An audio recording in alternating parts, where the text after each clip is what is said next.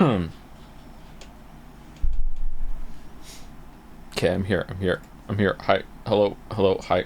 Hi. Sorry. Hello. Hello.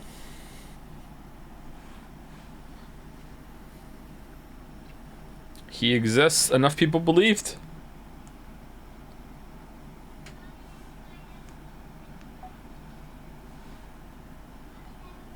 The streamer exists.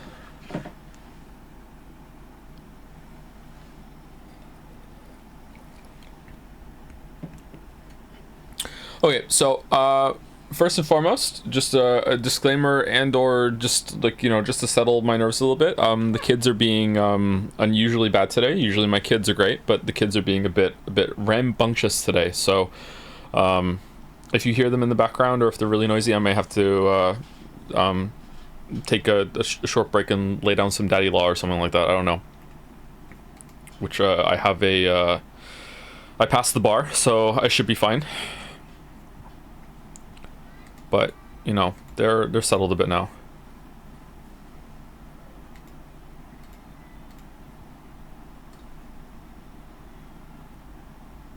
Push day today? Today was pull day. Pull day today. You know it's pull day when you get some hand sanitizer on the way out of the gym and your hands are burning because you didn't realize how many like tiny little cuts and scrapes you had given your hands by doing the pull.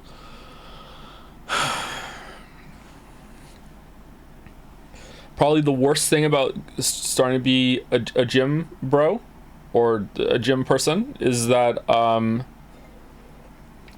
calluses on your hands build up and they can be annoying quite a bit, and you don't even realize when until you felt it. Why no gloves? Gloves don't do anything. Would you wear gloves if they did something to stop it? Yeah, but they don't. You're still gonna get the calluses. Gloves work for me. Really? That's rare.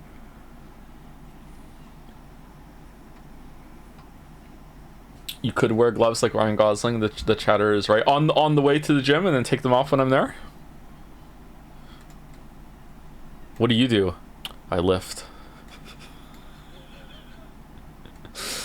I have straps that I use that help a little bit, but not too much. That is the wrong window I just did that for. I also have a pair of VersaGrips, but I haven't used them extensively yet, so I can't give a verdict on the VersaGrips just yet.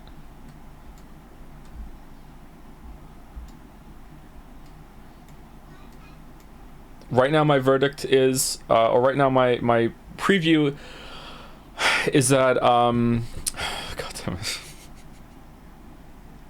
Sorry. My opinion on it right now is that they are overpriced. They're pretty good, but they're overpriced for what they are. But if you have so much money, then VersaGrips might be worth it for your gym sessions. You sound extra tired today. Oh, do I? I'm pretty good. I just like force fed myself some food, so I'm just a little out of sorts maybe. Did you see my Alan Wake Umi crossover joke on Jazz? I haven't really been on Jazz much today at all, so I haven't seen anything on Jazz today, sorry.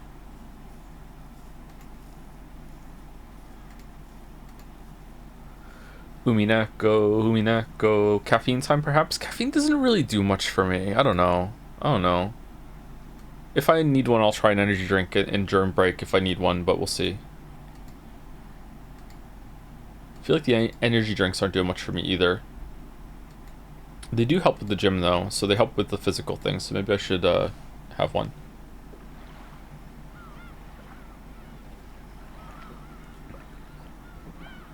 Have you listened to Abracadabra yet? Yeah, I spoke about it yesterday, didn't I? Or was it just in text? I can't remember. Did Irene ask me in chat or did she ask me in mod chat? I can't remember. Yeah, I listened to it. I thought it was good. Kate enjoys Lady Gaga as well, and she didn't like the song that much. But we'll see. Maybe she's more into Taylor Swift at the moment.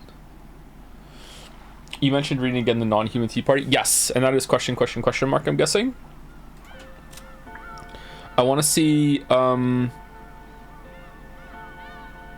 what Burn Castle says at the end. Who's your favorite character so far? Battler. I would probably say Battler, then if she continues the way she is, Beatrice. Battler, then Beatrice, then Natsui, then Kyrie, and then after that I stopped caring. They're all about equal to me after that, I guess, or it's not worth delineating. Oh, she's here. So I want to skip all the way to the end to see what Burn Castle says at the to the camera. That's what I want to go back and see. So how can I skip there, or do I just like hold the button?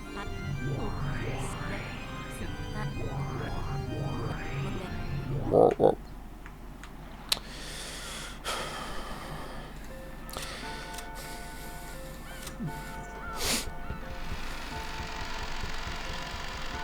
I know this is sudden.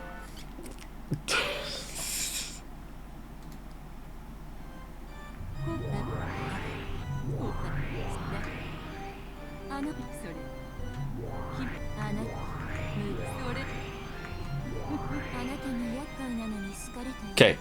Something troublesome seems to have taken a liking to you. I'd really like to lend you my power, but just as you just heard, that girl's power and mine have a very bad compatibility. What's that like? Unfortunate as that may be, but you really are pitiful, so I'll help you out just a bit. Pitiful or pitiable? First of all, about that girl. She does have the name Beatrice, but that doesn't necessarily mean she is one individual woman. The fuck does that mean? Burn Castle, the witch of the fragments, who has lived 1,000 years. It is said she lives in a world where the concepts of fate and possibilities can be visualized. She observes the fate of humans and sometimes interferes. In other words, she really wants. Sometimes she is you, and sometimes she. What? And sometimes she is your only friend. Understand? No, she likes wine and spicy foods. She hates boredom and people who never learn. Oh my god, she's literally me. Why does she have a tail? Oh no. Also hates boredom. Also 1,000 years. What happened 1,000 years ago? Did one big witch get split up into 12 Shadow of the Colossus witch fragments? I'm getting my games mixed up.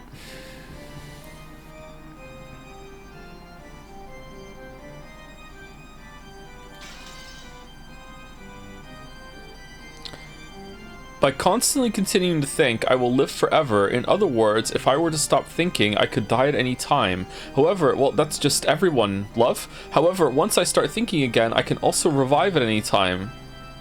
Hopefully that's everyone. That's why I'm fickle and whimsical. I live as I please, die as I please, and revive as I please.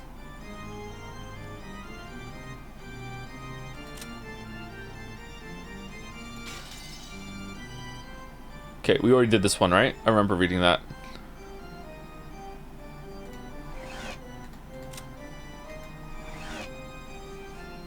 Huh.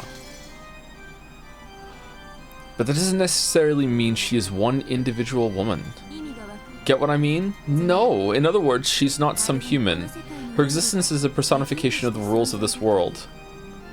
To beat her, you have to expose the rules of this world and unravel them.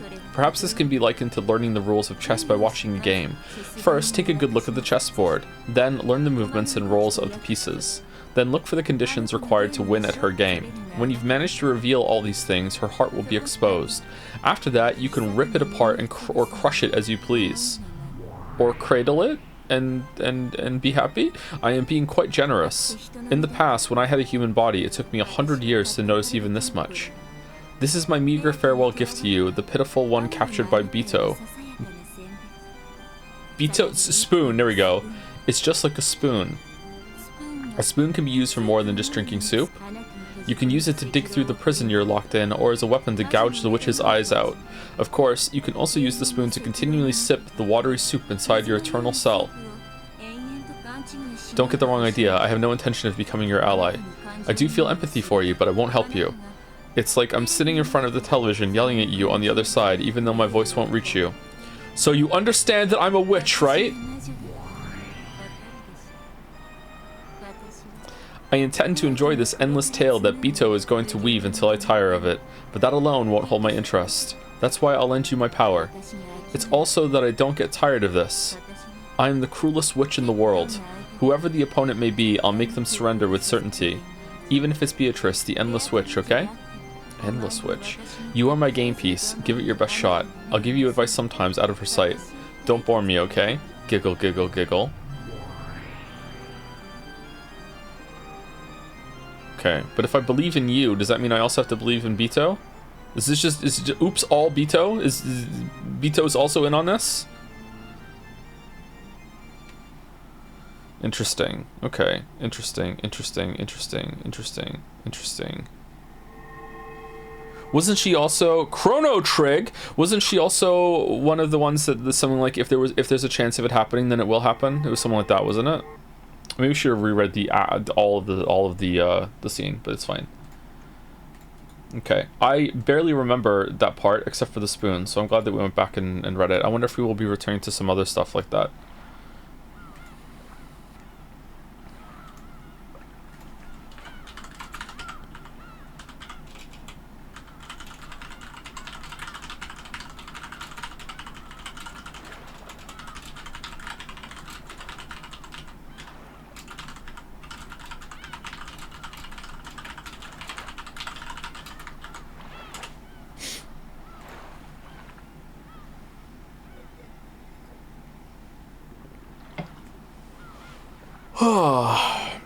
Can you go over any off-stream or non-stream Ui talks? I haven't really had any, except for the one that I mentioned in Persona 3 this week, where I feel like, hold on, can I get into where is it? Load? Where were we? These are all, yes, when Kraus was on the screen we were supposed to stop. Okay.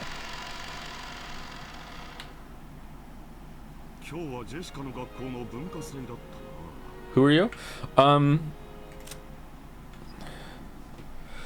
I feel like the first murder. See, people can lie, but I really feel like the ambush group, these 5, definitely do not believe in the witch. 1000%. Maybe they're lying, but they do not believe in the witch. Therefore, my conclusion is that these 5, none of them are responsible for the shed murder. Because that is the first shot put ball that went on the track in order to get the shot put ball rolling for building belief for Bitirachi, right? And there's no way anyone would sacrifice himself for that. And I feel like it's kind of unhinged to do a murder that goes along with the epitaph somehow, even though the epitaph wasn't really understood all that well. So right now, I would say with, I don't know, like a 90% certainty that the killer or killers of the first 6 people is definitely, now I understand that some of the people I'm about to say were literally killed in that, but you could fake a death or someone's pretending, right? Definitely not Rosa, definitely not Rudolph, definitely not Kyrie, definitely not Hideyoshi, definitely not Eva. Okay, that's what I'm guessing. Despite them being dead, I still feel like it's possible it could be Kraus or Shannon. I feel like it's maybe a red herring that you automatically think that the bodies that don't have teeth and are covered in blood are the fake ones, when really it's the ones that weren't bashed in that could be the fake one, and they're just playing possum, Wikipedia possum maybe. So I feel like it's still possible that it could be Kraus or Shannon, but there's no way Shannon could have done all the murders, so that means that it's someone else is working with them. In fact, the fact that 6 people were killed, maybe it's not even 6, maybe it's 4, how do you even cart them there? Makes me think like poison and then mutilated afterwards, but I wonder if there's like a detail in the food scene beforehand that some people only had a certain food and other ones didn't. And you can key into that somehow, huh? Anyway, I also think that right now, there's no way in hell that it's Maria, Battler, George, or Jessica. I also think Natsui is innocent because I love her. So right now, for the first murder, my only suspects are the servants, probably in some sort of pact, Kinzo, Nanjo, or Nanjo, fuck, or Kraus. Shit, I just realized I forgot to do something. Okay, that is, or obviously, sorry. It could just be oops, you know what? Too hard to think about.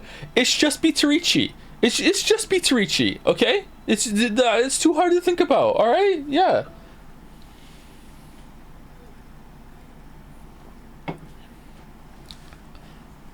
I wonder if the whoever killed the first round is also responsible for the others. I don't know. Since the story has brought up the possibility of there being a like imposter corpse, I'm kind of stuck on that a little bit. Because there was a line Battler said about Nanjo being like, you know, when he's talking to Bitorici. Yeah. I thought her being able to do the high kicks, she knows how to fight. Probably the most lethal person on the island. I thought maybe that was going to be important in some way. And also they're really like drilling home how like the stakes that were used need some sort of tool in order to be in order to kill somebody. Huh.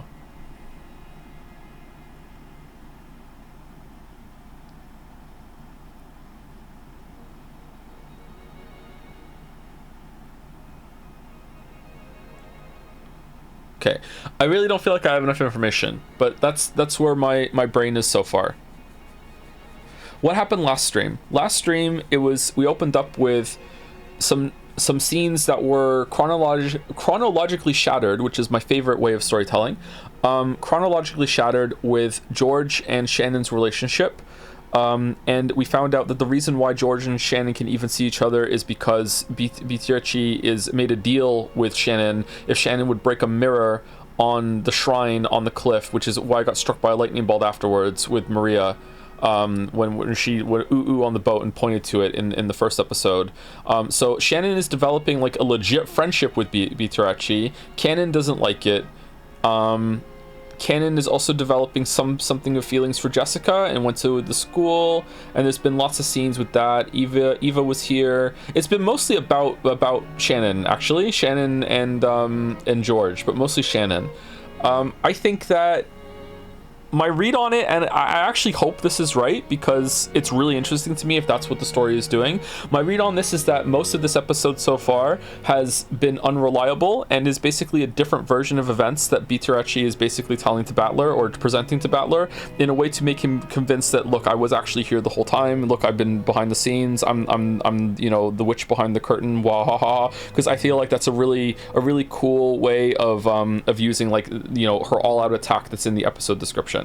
But that's what my read on it is so far, and so far I've enjoyed the episode quite a lot with that interpretation. So I don't know if that's going to be what happens, but so far this story is very unpredictable to me. So I'm enjoying it quite a bit for that reason, actually. Anyway, is that enough speculating? Was that boring? We good? I'm looking at chat now. My eyes were closed before.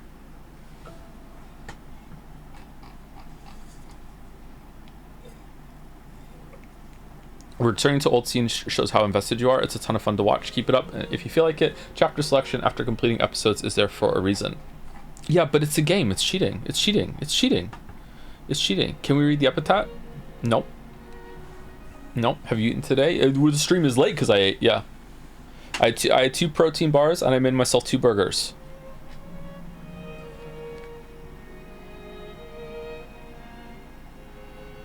It's a game.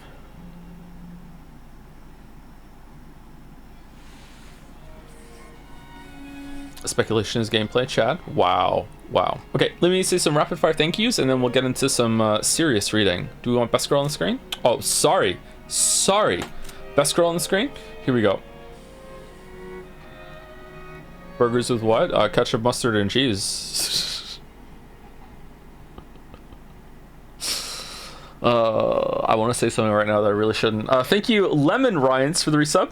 Bitorici. Thank you, RC Lemon. What's with the lemon subs both in a row? Thank you, RC Lemon 4 for the new sub. Welcome. Thank you, Safrapo. Rapo for the resub. Joe's Retinas. Thank you, Retinas. Thank you, Retinas. Thank you, Clive. Thank you, Jill. I finished episode 2 this week. Please enjoy it. It's fucking peak. Really? The worst episode is peak. Wow.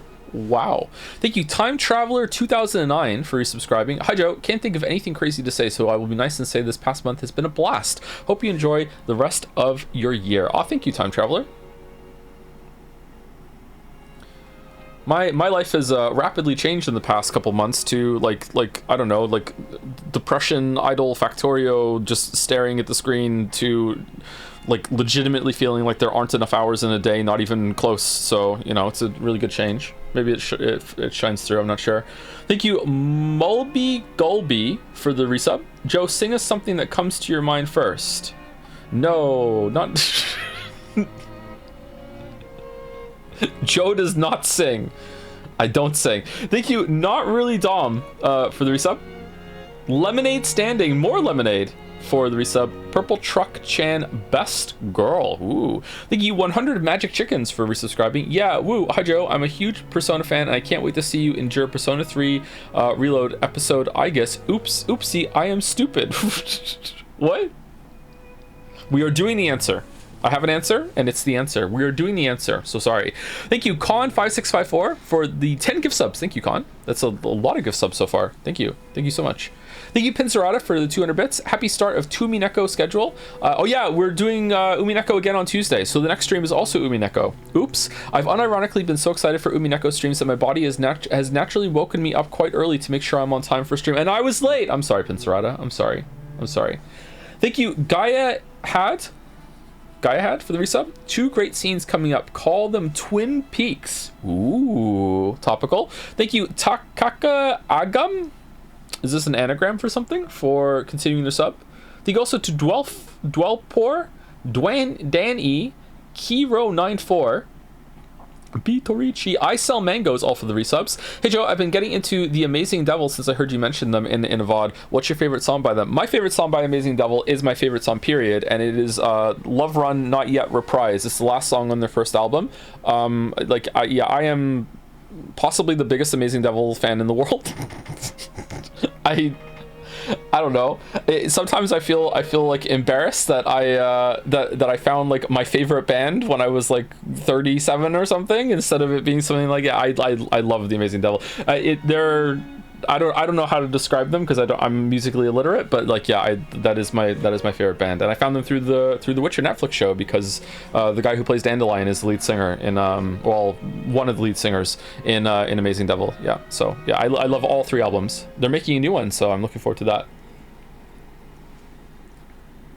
Were you the one who made the Joms Discord invite? I mean, there is an interpretation in which that's true. What's their best song? I would say if you want to listen to Amazing Devil, listen to either That Unwanted Animal or New York Torch song. If you, one of those two, give them a chance. And if you don't like them after those 2 songs, okay, fine. You don't need to listen to Amazing Devil anymore. You can still give them a chance if you really want to, but those 2 songs are really, really good. And if you don't like them, then we can't be friends. Does it annoy you that the emblems in the background are never fully in the corner? Because it pisses me off 3 out of 10. Yeah, I know what you mean. Yeah. This is a sizing issue, right? It's a sizing issue, yeah. Thank you, Basement Bats, for the resub.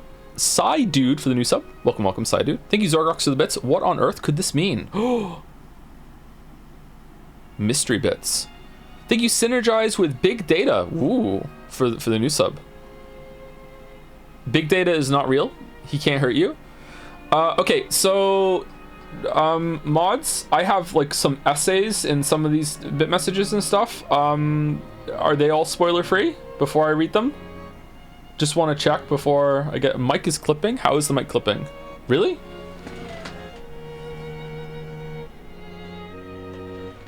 Okay, I turned the gain down a little bit.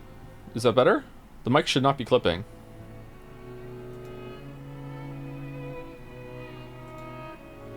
Am I breathing too loud? Yeah, see if you can still bump the on mic gain down and OBS gain up. I'm starting to sound like pirate software. 1 second. Let me turn it down.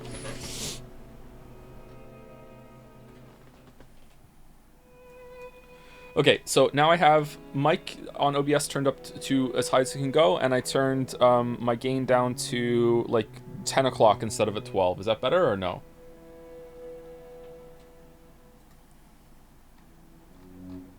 Joe, please, there's just one guy. The one guy was Balder, and I trust Balder's judgment when it comes to this shit, okay? Try 10:30. Do you...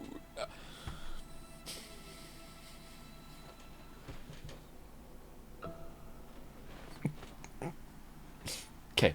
Is that better now? Are we good? Are we good?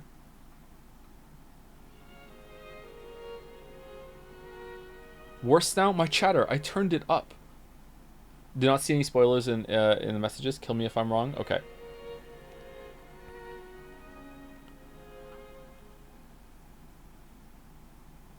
Balder doesn't have a plunger. Why are you taking his word? That's true. That's pretty true. That's pretty true. Are we going to be reading anything today? Thank you, BPick3 for the bits. Hi Joe, hope you continue to enjoy your second stay in Rockinjima. Not going to be able to watch this stream live today, so I just wanted to drop a fun fact. The artist that did the character designs for the female cast plus Battler in the console ports is the same artist that did the portraits you see throughout the original game. He also did the box arts for the original release of episode 4 and 8. Anyway, hope you enjoy the rest of this episode. Really? Okay. Thank you, Malarius85 for the resub. Hi Joe, I would like to file a complaint against Man of Answers for still not having monetization enabled on his YouTube channel, thus depriving me of the opportunity to throw a super chat at this Life is Strange double exposure ultra abridged video yesterday. Okay, yeah, so I'll repeat this again. If you do any highlights or VOD re-uploads or anything like that, why am I being showed?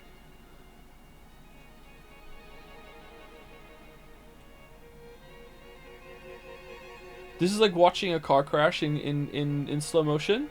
What's going on? Case said hold for some reason, and is Kay in charge? What's going on?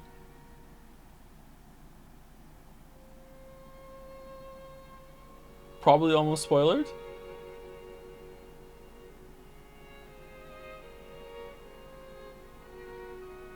We got the all clear. All right, I'm continuing. Okay, so if you make any like highlights or VOD uploads or anything like that, you can monetize it. You have my blessing. However, YouTube might not let you.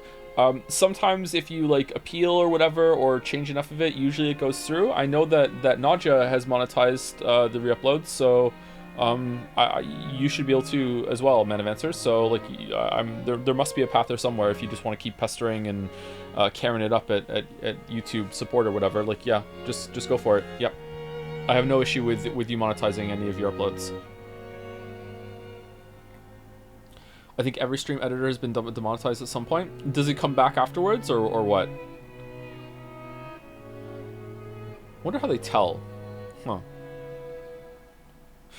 Thank you, Ben Beats Game, for the resub. This is the most fun I've had watching your streams in ages. Please consider twice a week. Love you, Joe. Oh, the last Persona 3 stream? Yeah, it was pretty good when I was just talking to the TV. Yep. Thank you, Eric So25 for the resub. Ocelot shot first also. Thank you, Ship Adre for the new sub. Welcome. Ryan 1016 and Alejandro Jodorowsky for the resubs.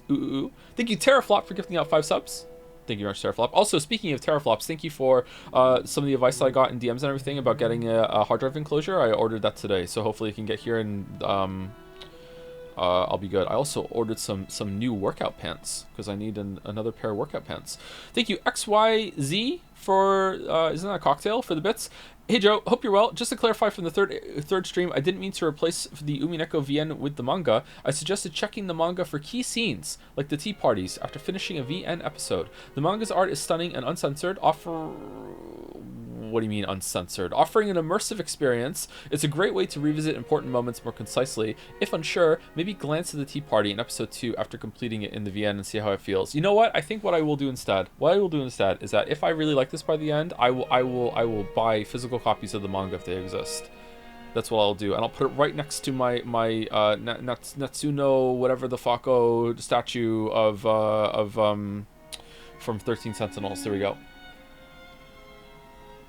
That's what I'll do. That's what I'll do. That's what I'll do.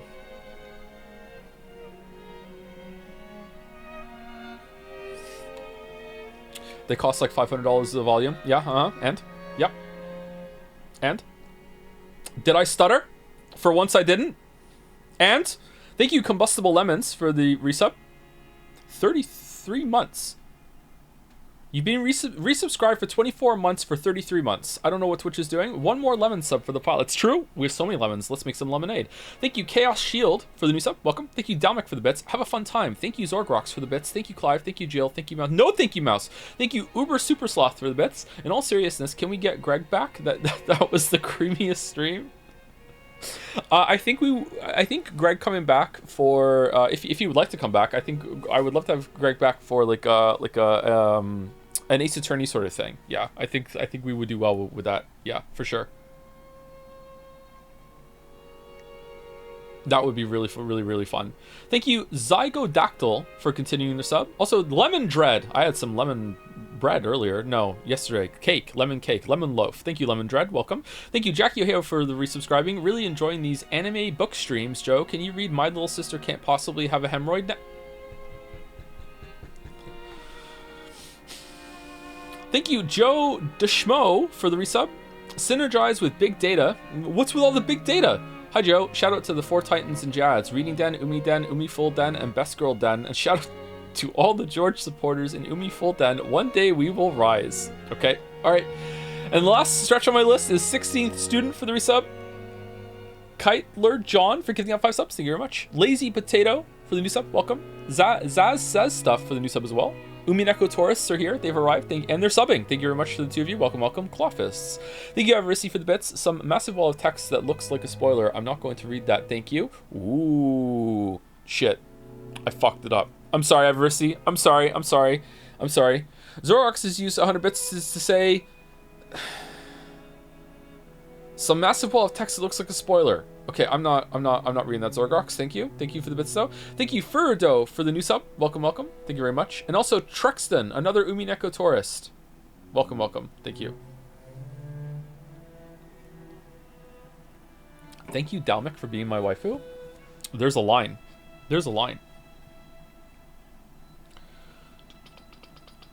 Okay, are we reading? You married us, remember? Did I? I don't remember that. Whoa! Wasn't the cultural festival at Jessica's school today? How is the principal doing? How is the sound doing? Are we good? Are we bad? Do I need to turn it up to like 1130 on my gain, or are we good? I seem to like just be barely hitting red in OBS now, so is it better than it was before? After mic adjusting, there's background noise now. No, there's not. If anything, there would be less background noise after mic adjusting because I turned the gain down.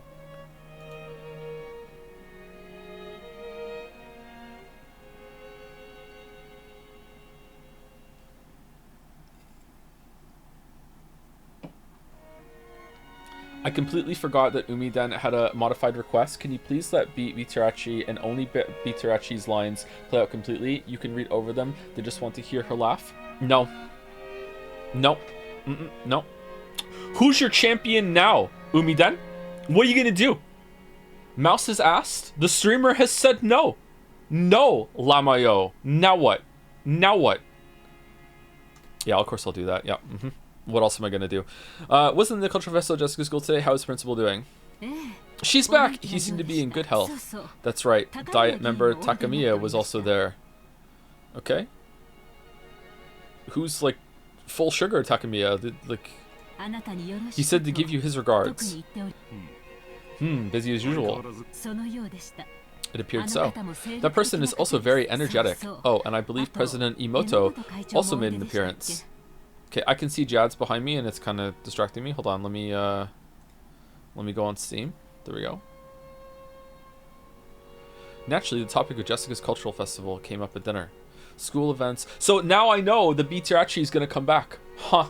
Wow, spoilers. School events often become social gatherings for local volunteers. It was the same for the Ushiro Miya family who were celebrities around here.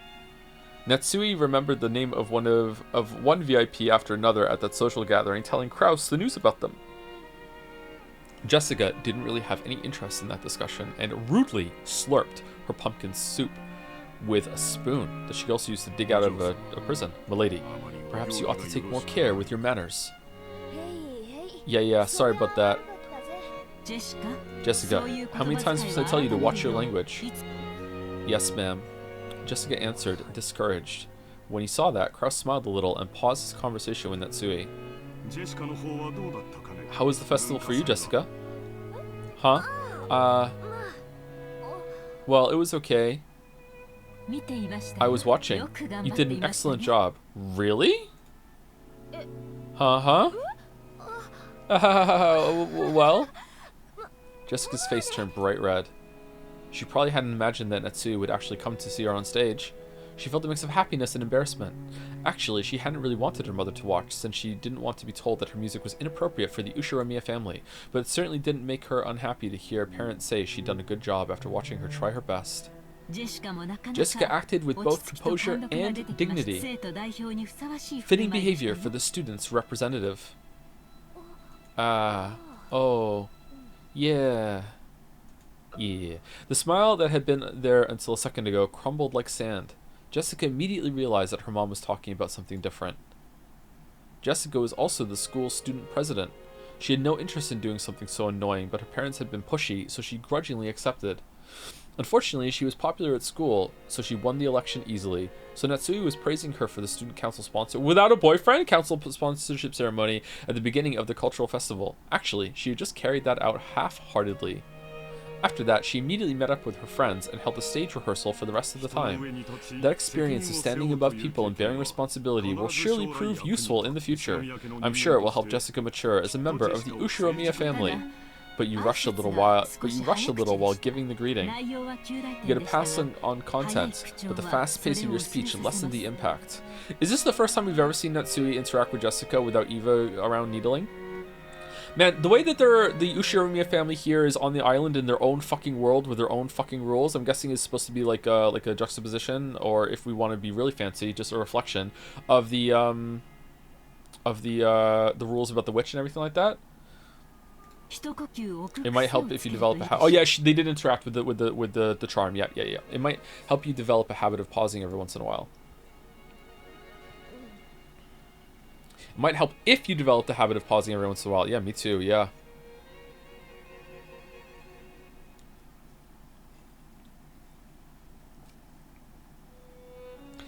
After she finished eating, Jessica didn't feel like going straight to her room.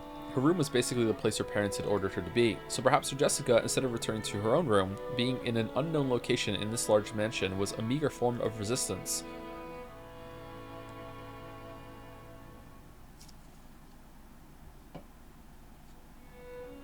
You do sound way lower than you did at the start of the stream. You could increase your mic volume a bit.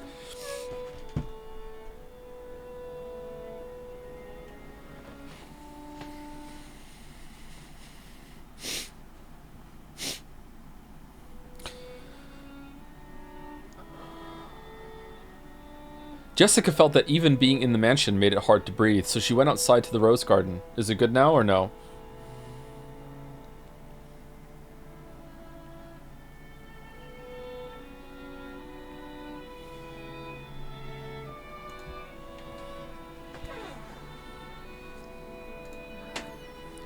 Well, even if she did show up, I'm sure she would have said something about how it wasn't appropriate for a successor of the Ushiromiya family.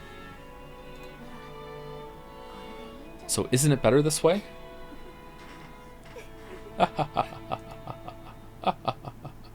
Jessica laughed at what she was sulking over. She laughed at what kind of words she could possibly have been expecting. That was dumb of me. In the end, I was just acting like an entitled brat. I'm a little exasperated with myself, and it makes me want to laugh. Milady, my lunch. Wah, Canon-kun, don't scare me like that, ha ha ha ha. Cough cough. Just as she was about to force a laugh, Canon suddenly started talking to her, and she choked. What's up? Got something to say?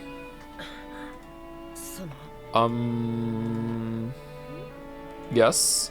Jessica's expression became the one she always wore when looking at Canon. The listless Jessica from a second ago was gone. If he had still only known Jessica as the eventual successor to the Ushiromiya family, as he had until yesterday, he might have mistakenly thought that Jessica's mood had sprung back to normal. But that wasn't right. He now knew a part of her that he couldn't have seen until yesterday. It exists. So he understood that there was no way Jessica actually felt the way she appeared. Oh, about today's cultural festival. Well, thanks for coming with me so I could show off. You saved my butt out there. That song.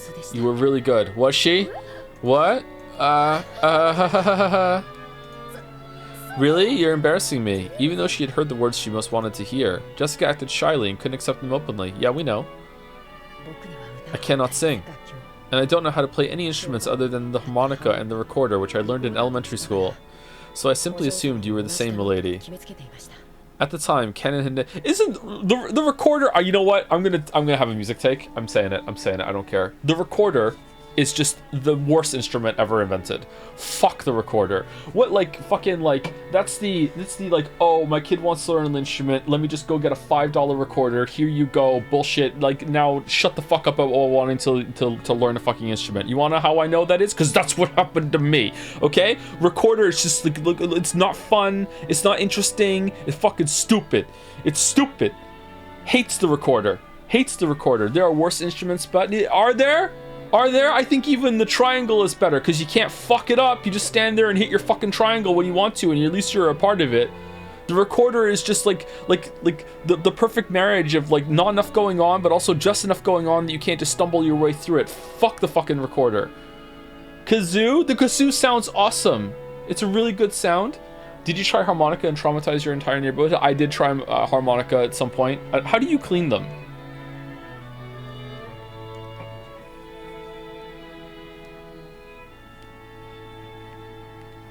Just wash it? Can you just run some, like, soap and water through it and it's fine, it won't break?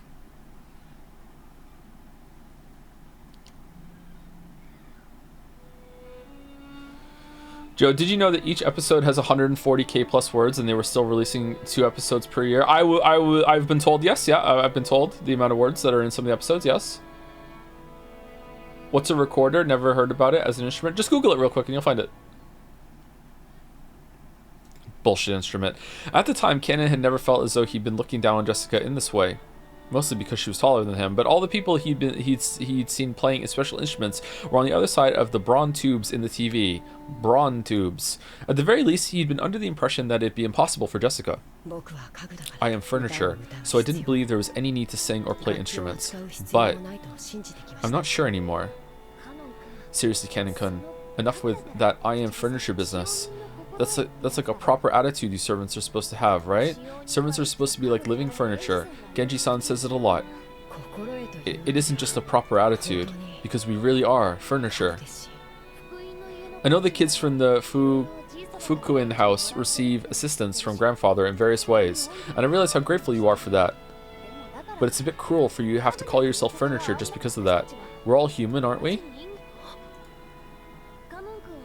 What is this furniture thing? Canon-kun, when you saw me singing, what did you think? I don't think I'm furniture. It looked like you were having a lot of fun.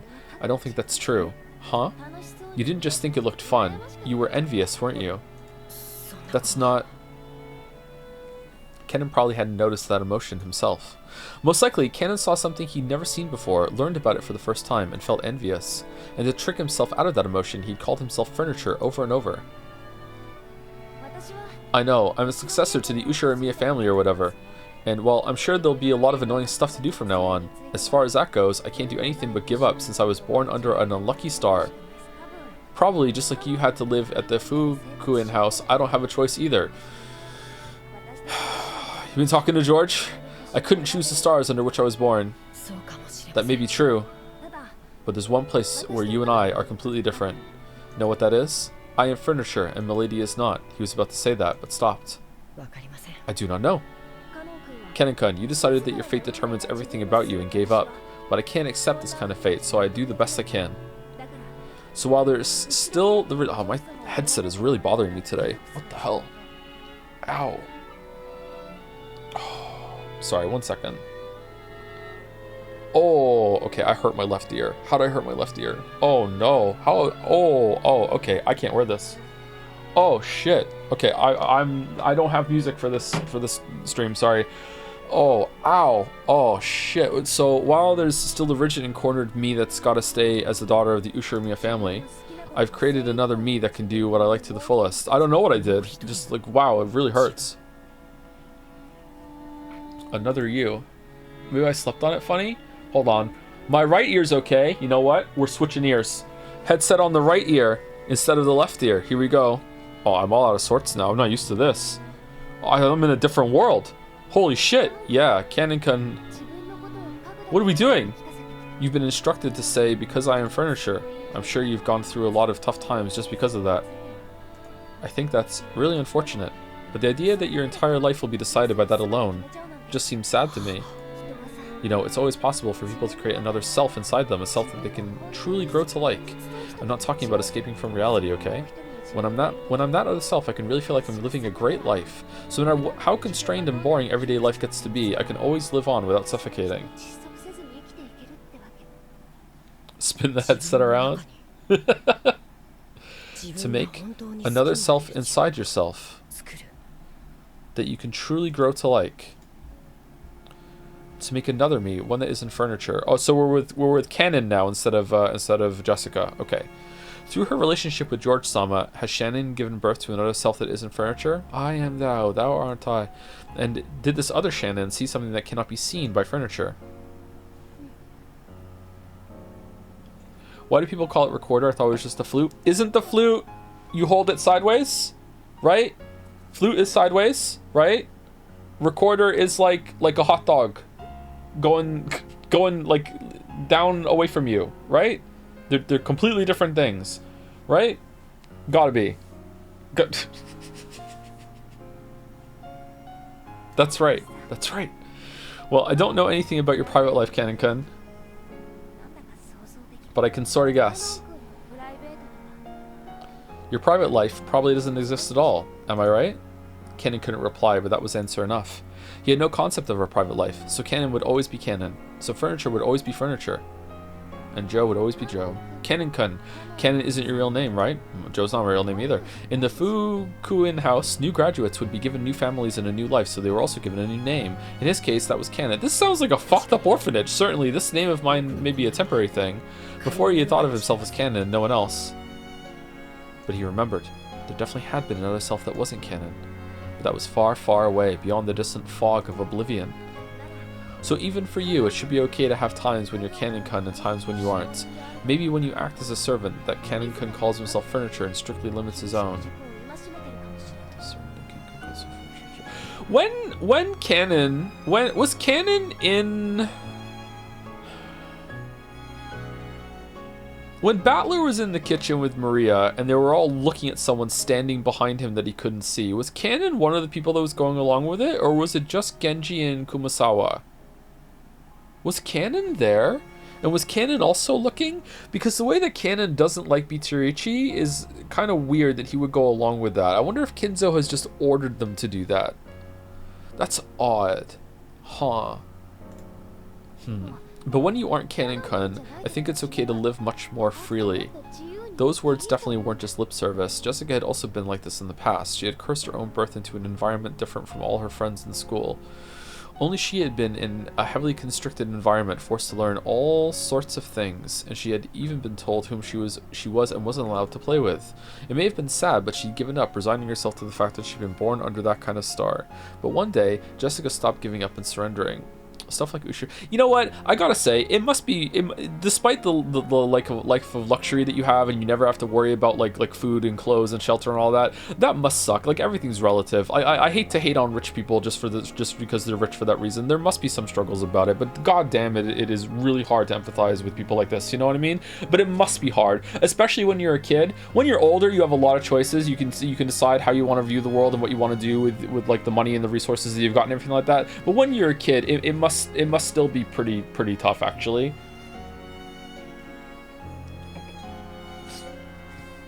It really isn't hard to empathize. I don't know, like, If you have ever been in a position where you have seriously had to like scrounge and make some really, really tough decisions and skip meals in order to make ends meet, I feel like it can be pretty hard to empathize with someone who's ever complaining about you know, like never having to worry about that because their life is hard in other ways. Okay, that's what I'm talking about. But I'm trying. I don't think it's right of me to have that perspective, but I'm trying to, you know, empathize with someone who still has quite a lot of privilege and everything like that. You know what I mean? Right? Yeah. Stuff like Ushiromiya family customs and pressure didn't matter. She created a real Jessica inside herself, one who could do what she really wanted to do. You know, I go by the nickname Jessie at school.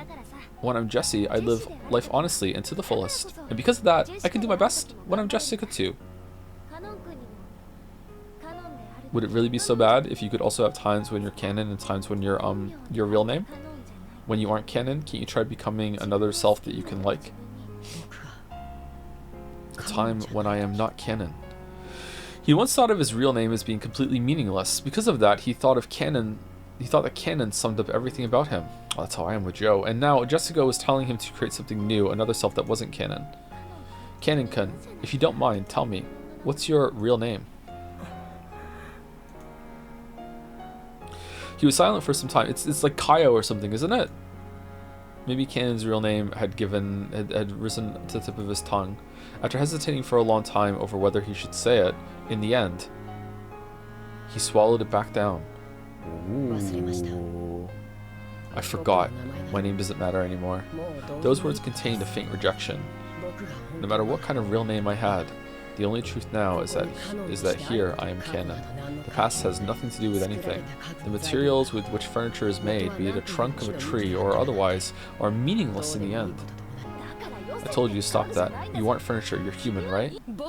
I am not human! I am not Big Chungus. The canon clearly voiced his refusal. It was with a rage that he normally didn't show. Jessica couldn't say anything back and was struck silent. You are human, milady, so you are free to live any way you please. And any kind of furniture is possible for you. Sorry, fuck, oh my god. Any kind of future is possible for you. It's almost like you have wings and can dance through the sky like a bird. But I am not like that. Even if I look like a bird, I'd be nothing more than a domestic duck. Even though they have wings, they cannot fly. To speak to me of that dream in the sky, despite that, it's just too cruel. Furniture and ducks? What the hell is all this? No. Jessica had unconsciously gone along with Canon's forceful manner of speaking, but she realized that she shouldn't fire back and swallowed her words. I don't know anything about you. I don't even know your upbringing, and I don't know the hardships you've been through. So I can't even imagine why you started calling yourself furniture. But know this: you aren't furniture or a duck. You're a real human. And when I'm the head of the Ushiromiya family and I inherit all this, I'm gonna make sure that you're treated better, right? Let's go. No. If you want to say Canon-kun's furniture when he's working as a servant, that's fine. But in that case, don't you think you can create a self for when you aren't furniture, for when you're human? Only a human like Milady can embrace that possibility. I am not like that. I have no future, no possibilities, no dream that I am allowed to see. So, Milady, please don't say any more cruel things. Why? Why do you say stuff like that? Because it seems you mistakenly think I'm a human, the same as you, milady. We are different sorts of beings. I just wanted to make that clear. I heard from Shannon. Something about milady liking me. Huh, what? No, you're gross. I look almost identical to a human. So, like Shannon, I could probably delude myself into thinking I'm a human and pretend to love for a time. But then, I would surely be fooling myself. No, I would be fooling you too, milady. Shannon and George-sama will definitely fall apart. Even though Shannon herself probably realizes that they will come, she's taking part in such a stupid... There's nothing stupid about it! Sure, George Nissan's a wonderful person. And he's gotta match up to his parents' expectations. Can't believe he's still single, by the way. I'm sure when it comes to marriage, Auntie will interfere in various ways, and I think their future prospects look like they'll be full of trouble, okay? But you know what? George Nissan isn't the kind of guy who will surrender to that shit. Shannon's no Juliet, and he'll definitely bring her happiness. People cannot engage in romance with furniture. What year is it? 1980. Yeah, you don't know about the internet yet. Okay, all right, it tracks. Yep. What I'm trying to say is that even if you can love furniture, I cannot love you, milady. Eh. Those words of Cannon's crushed all of Jessica's bittersweet feelings from that day. There was no way her emotions could have predicted that she'd been refused so bluntly. In an instant, she lost the willpower that had led her to try and unravel something stubborn in Cannon's heart, and before she knew it, she was just standing there in shock. Milady, if your feelings for me were due to my conceit, then I must ask that you forgive me. Then no. Well, I won't deny that. Thank you very much. Huh? Thank you very much. Huh? For thinking of me as a human. Aw, those feelings alone really do make me happy. Anything more would be too cruel for me, so... No, I've said enough. Sorry about that. Jessica recklessly scratched at her head and spoke, trying to force her voice to sound bright. I just kinda... ran on ahead by myself. And was a burden on you. I'm really sorry. I'm sorry for causing so much trouble on your precious day off. No, I was also happy that I could see you having fun. Why does furniture get days off? Why does furniture get paid? I'm seeing some gaps in the logic here. So it's not like a job thing. It's like an indoctrination thing. What the fuck happened? Then let's call it a night. If I don't go back to my room and turn off the lights, Mom will get mad at me again. Ha ha ha ha. That's probably for the best. I wish you a good night, milady. Yeah, good night.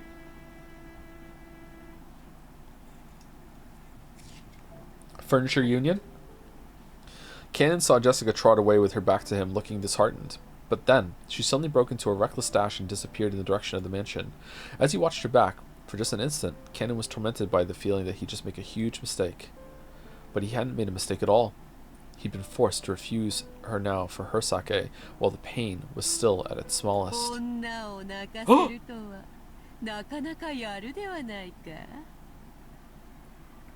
Nice going, making a woman cry like that. She's back! Didn't expect you to refuse her that strongly. If you'd given a normal answer, another pair of lovers would have been born thanks to my magic.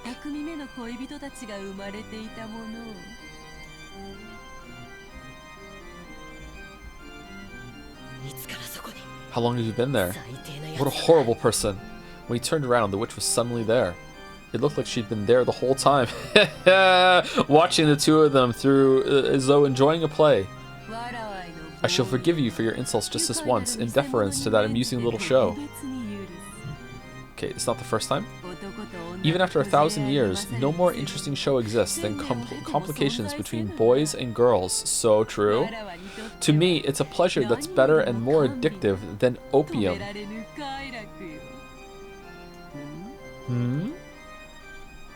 Cannon pulled the butterfly brooch out of his pocket. It was the manifestation of the great magic that the witch had bestowed. Without hesitation, Cannon slammed it against the ground and stomped on it. Ho? What is the meaning of this? You know that was given by me.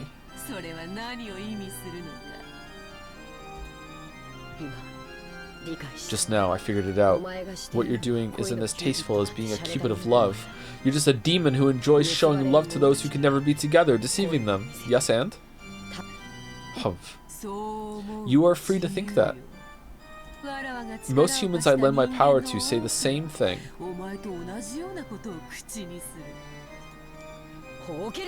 Don't play dumb. You didn't lend Shannon your power because you felt sorry for her. You found a weak point in Shannon's heart as her chest burned with love, and you made her break the mirror that sealed you. What's more, you guessed how this would all end, and now you're toying with her. Am I wrong?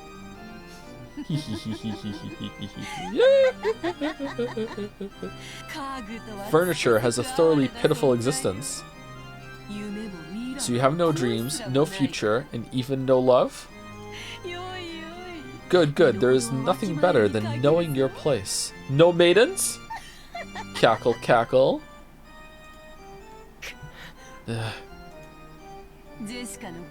As you noticed, there was a faint love residing in Jessica's heart.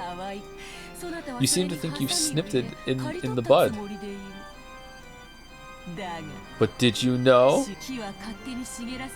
Its trees grow thicker branches if you thin out and prune them. A girl who loves furniture, is it? Amusing, how truly amusing.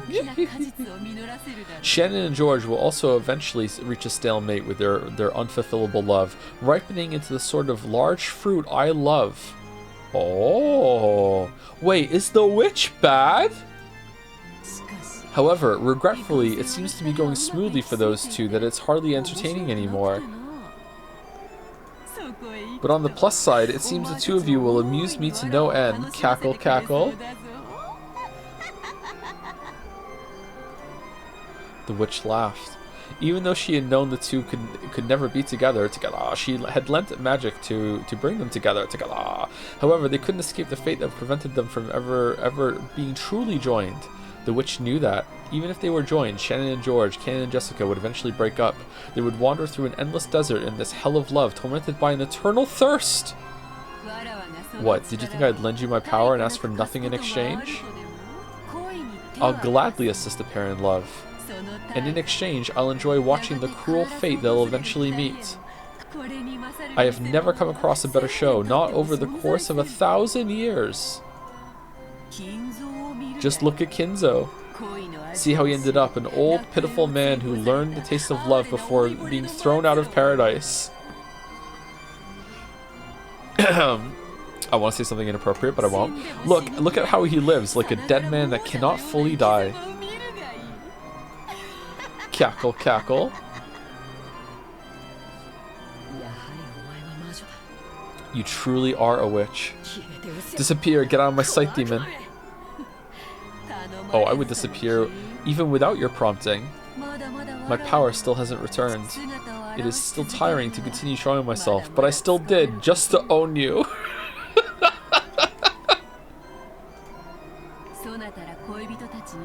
I overdid it when I gave you lovers my power. As I am now, it will not be easy to maintain that power without that brooch as a catalyst. Oh, interesting. So it wasn't just about the mirror. Maybe the mirror wasn't even important. Maybe it was the two of them, like the two pairs the whole time. Cannon ground his foot even more into the stomp brooch. He felt it break under his foot. Then it evaporated like water and changed into butterflies that sparkled gold, fluttered out from beneath Cannon's foot, and became another brooch right on him. Maintaining this form is quite painful for me as well. What's the true form? I will hide myself for a time, just as you desire. My magical power will rise as surely as the moon and the tides, and eventually a fitting time will come for my revival.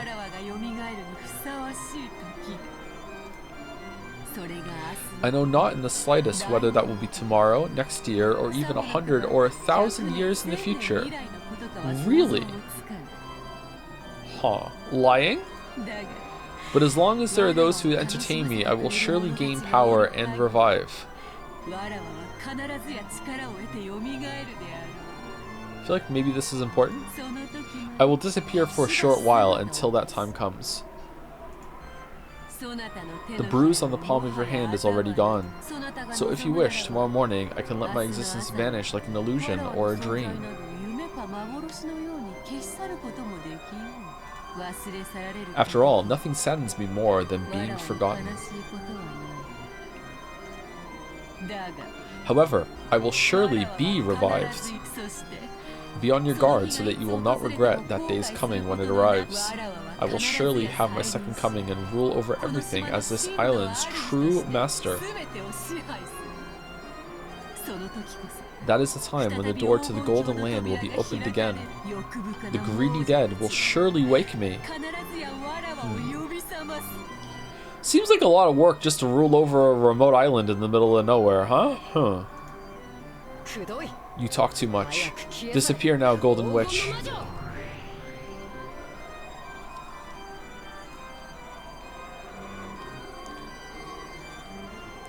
I don't want the world, but I'll take this city. The witch became a cloud of gold butterflies and scattered away, leaving behind a scornful laugh. The whole area sparkled like a gold blizzard in a snow globe. All right, so I let Beaterichi's lines go. Do we want that to continue? Is that what the Umi Chads wanted or no? Yeah, we like it. We like hearing her. You don't got to do that. I actually do. Just for the laughs. Do do do do do do. Anyway, the whole area sparkled like a gold blizzard in a snow globe. It was a fleeting, fantastical scene that disappeared in a heartbeat. Just for the laughs is fine. What if chat stops laughing? Okay, I don't like that the headset is on the other ear. I'm uncomfortable. I don't like this. I don't like this. Who did I say thank you to? Was it Furudo? I think it was. And Trexton? I said thank you to Trexton, didn't I? Thank you, Trexton. Welcome, just in case I didn't. Thank you, Lord Obi, for the new sub. Welcome. Thank you, Night Puppy, for the resub as well. Came for the Weeb Man, stayed for the Joms. Thank you, Groose Egg. Mediocrities 86. Massive spoilers. The streams will be great. Wow. Spoilers and subs and bits. Wow. Thank you, Filthy Casual, for the new sub. Welcome. Punished Baldus for continuing their sub, aka a resub. Thank you, Henry Wyatt, for the bits. I hate how fiddle can make me sad so easily. I don't recognize instruments that well. I think maybe I recognize the cello more than anything else. Yeah. I'm so musically inept. God damn it. I still really want to learn an instrument. It's either piano or guitar for me. I'm not sure which one I'm going to go for. Or keyboard. I practiced a little bit on keyboard last year. Thank you, No Kick. Or Naki C. One of those for new sub. Welcome. And we have some giant emotes. Naji used some bits to say, what do you call a witch that likes the beach? A sandwich. Nice. Nice. Nice. Thank you, Milka057 for the resub also with a live chandelier reaction, and Megpoid Nebri also for the resub. Happy to be here. Happy to have you. Thank you very much. All right, let's continue. The witch can no longer be seen. Love is gone. However, Canon felt like he could still hear that hold on. Did he just have like a moment of love with Jessica, and then you could see the witch? Shannon is loving George. When else has she showed up? Huh.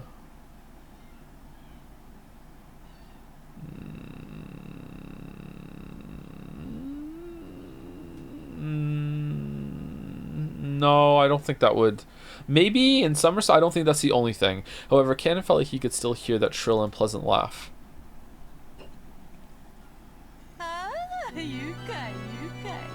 Oh shit! She's back! Ah, how amusing, how truly amusing. Why is the human world still so amusing after all the years I've been away? Go mad with love. Dancing mad with this music going on, holy shit! Ba, ba, ba, ba, ba, ba. Go mad with gold. Those who don't go mad from one of the two are not human. You know, she's spitting. She's not wrong. I see, so that's why the word furniture is so fitting. Cackle, cackle. Furniture is created to serve humans. And I cruelly treat humans as playthings to sate my 1,000 years of boredom. What a truly amusing three-way deadlock that I cannot control furniture. Kinzo, you fool! What a truly entertaining scheme you've worked out. Kinzo, via an orphanage, has fucking raised a whole fleet of fucking Liam Neesons with a certain set of skills and an attitude in order so they're immune to the witch. What the fuck are you talking about, fucking Pito? What? Furniture, you fools! Just try and see if you can fell me. Tonight, 2 seeds of love have been sown, including the one already sown. That makes 3. Oh, what's the first one?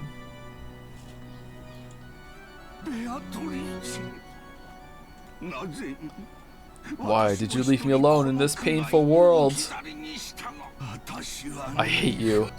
I will hate you for all eternity for not even trying to answer despite being yearned for so.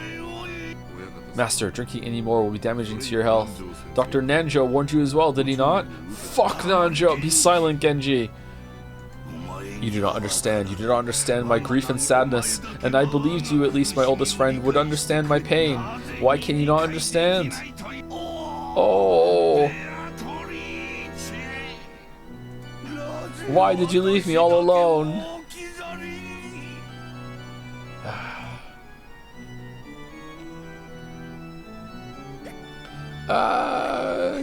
Hick. What the hell do you mean, furniture? I don't get it.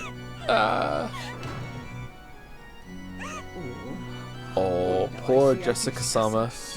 Even though the cries I hear coming from your room tell me of the situation, there's nothing I can do. This is all a tragedy due to a pair who are too young getting too close when the positions of their birth are too distant. What a fucking terrible fucking paragraph. Oh my god. Holy shit.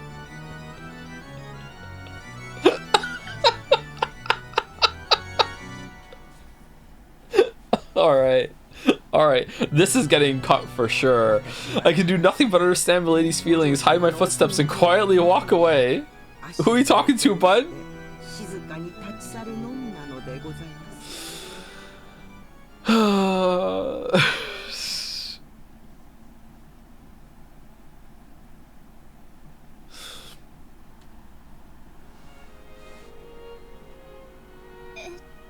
Oh, we're back on the trip. Alright. Thank you, Tomokomat, for 1,000 bits. More bits from Tomokomat. Thank you very much. With the jumping up and down Igus gasp. Very well beloved emo. Was Kumasawa just fulfilling the part of a Greek choir? I wanted to say that, but I forgot the term. Yeah, it seems like that, right? Like, now hold on, let's have a character come out at the end of the scene and explain it to everyone in the audience that's stupid. Here we go. Alright, let me just reply it, man. Where was that character in Silent Hill 2? Come on. I could have used that. What do you mean by that? George-san? I mean what I said. I still haven't built up my castle. At the beach? Oh, this is a new background, isn't it? Once I manage to do that, I'll finally be able to think of myself as an adult. When that happens, I want to marry you. That's, But my heart won't let me do that anymore. So I want to give you an engagement ring. Wait, what? My heart won't let me do that anymore? So I want to give you an engagement ring? Oh, he's saying that he can't wait to marry her, so he wants to propose now, right? That's what he's saying, right? Engagement, you say, but, I am furniture. Oh, right, that. Well then, furniture has to listen to what people say, right? Right now, I'm having a ring made that'll be fitting for you. I think it'll be ready in time for me to bring it to the upcoming family conference. I'll give it to you then, so please, I want you to let me hear your answer. If you accept, then I'll proclaim our engagement right there, in front of all the relatives, including grandfather. George-san. Oh my god. I'm sure some people won't approve of our relationship. But fuck up, but there's no need to look at their faces, because you only have to fill your eyes with me. I will definitely bring you happiness. That's the one thing I can promise you with certainty.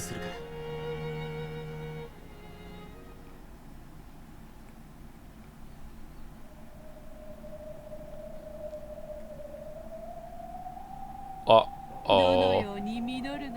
I just can't wait to see how it will ripen. The gold butterflies do not swoop upon the juice of overripened rotting fruit. I cannot wait for the day of harvest to come. Is the time of the banquet here yet? Cackle, cackle. Enjoy, chat.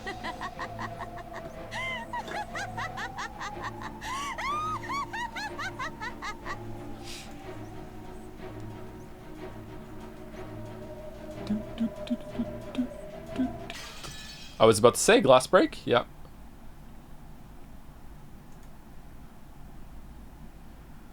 Man, I can't wait to hear Bito's like reasoning for all this that are going to make perfect sense. The first day, October 4th, 1986. Is this the day of the airport?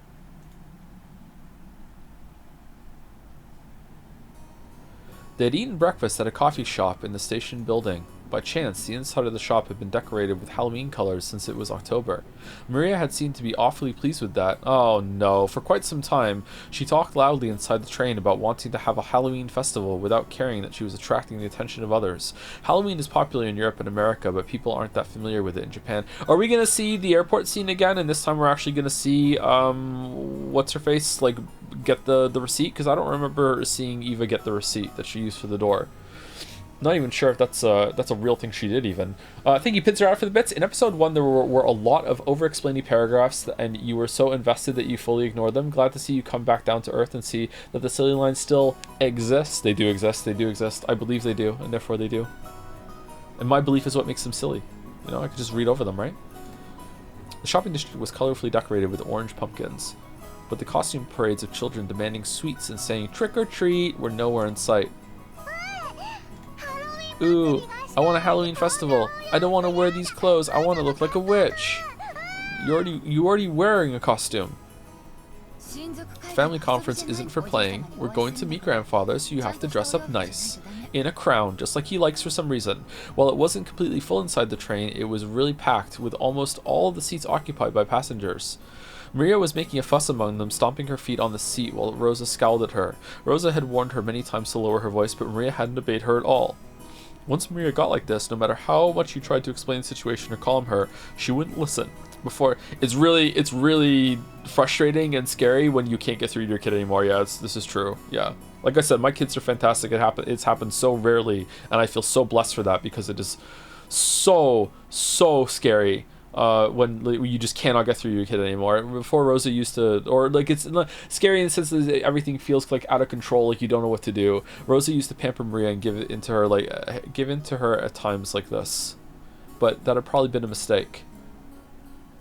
Surely Maria had gained the mistaken impression that throwing a tantrum long enough would make her mother give up and do what Maria said. Yep.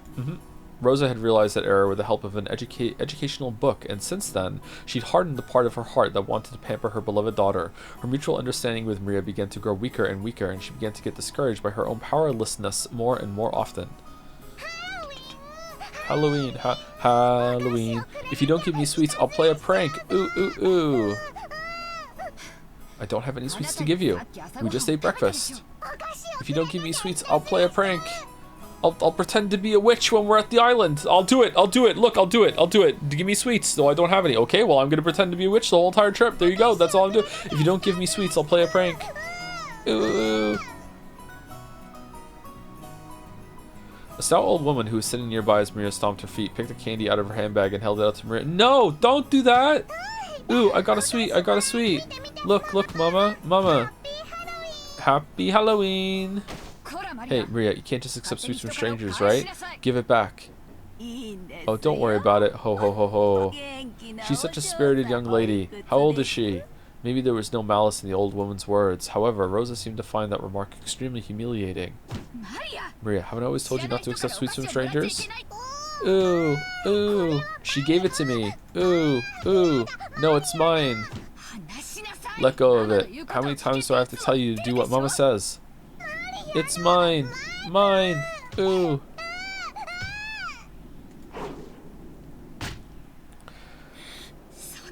Don't I always tell you not to say ooh, ooh? Ooh.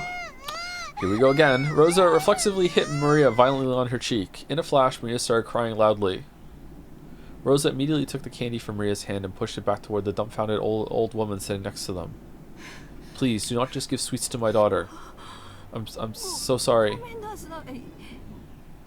This expression, holy shit.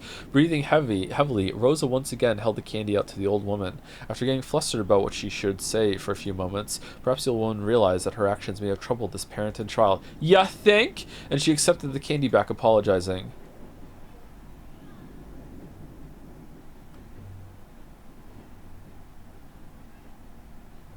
After that, Rosa took notice of her surroundings. Her daughter's clothes were all messed up. She was crying and shouting with her nose dripping. After Finn was born, we took him to the doctor, and I was standing holding him by myself, like outside of the waiting room, because wanted to be careful about exposing the baby to possibly like a bunch of sick people in the waiting room. I think this is like maybe overprotective, but I think it's like it's smart, right? So we stayed in the hallway outside of the waiting room while it was our turn. So I'm holding Finn in my arms, you know, like I've been a dad for like I don't know, like 5 days, okay? And this old lady comes out of the waiting room and sees the baby in my hands, comes over, looks at me and says, "Oh, baby," and just immediately shoves both of her fingers right towards his face. And I, with instincts that have still surprised me to this day, like immediately like move my arms away from her and then turned and just looked at her and said, "No, don't touch the baby." And she looked at me, rolled her eyes, and went and just like stomped off. And I have been angry at this stranger for the rest of my life since. People like.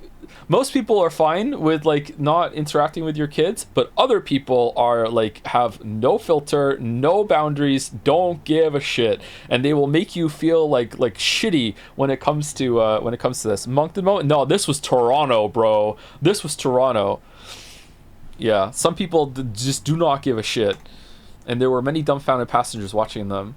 Except for the sound of the train running, the interior was completely silent. Fortunately, that pitiful silence didn't last more than a short while. However, it was followed by an even more painful atmosphere as everyone began to whisper. Maria shouted, cried, kicked, and stomped her feet as usual, paying no heed to the people sitting around her. Impulsively, Rosa tried to slap her again, but she noticed the cold eyes of the people in the train and couldn't. Wow. Okay, so what happens in private then? Holy shit, Rosa! When the train stopped, Rosa forcibly pulled Maria's arm and got off, almost dragging her daughter along. Maria didn't stop crying. Rosa took her to the end of the platform and hit her cheek again. At the moment she was hit, Maria stopped crying for an instant, but before long she shouted and cried even more than before. Overwhelmed with emotion, Rosa grabbed the nape of Maria's neck and dragged her, tugging at her hair. Ooh, ooh, ooh, ooh. Mama, it hurts. Mama, it hurts. Ooh. Did I tell you to shut up? That ooh of yours. I told you to stop. That's the reason you can't make friends in class, right? Get a hold of yourself. Why are you still a kindergartner inside your head? Why can't you do what Mama says? Why? Why? With those severe words, Rosa hit Maria's cheek over and over again. The more Maria cried and shouted, the more Rosa hit her. The more Maria was hit, the more intensely she cried and shouted. Okay, alright. So, Mama, it hurts. Oh, man. Do I want to talk about this? Maybe some people are going to hate me for what I'm about to say. I feel like this is a really great example of why, like, society needs to have a lot more social programs and a lot more open about discussing problems with families and all this other shit. Like obviously Rosa should not be raising this child. Like, absolutely not. Like, definitely. But at the same time, like, does she have literally any other option in the society that she's in? Like, maybe. Like, I don't know. Like, I don't know the rest of the situation. Like, don't get me wrong, this is completely unacceptable, but, like, Maria does seem to be, like, quite a problem child and have a lot of issues, and, like, Rosa, she just said she read the book, she's trying, she's just clearly just at her wit's end, and has possibly been at her wit's end for, like, I don't know, maybe years, so it's, like, holy shit, like, you, I don't know, I don't know the rest of the details, but yeah, it's, like, really heartbreaking.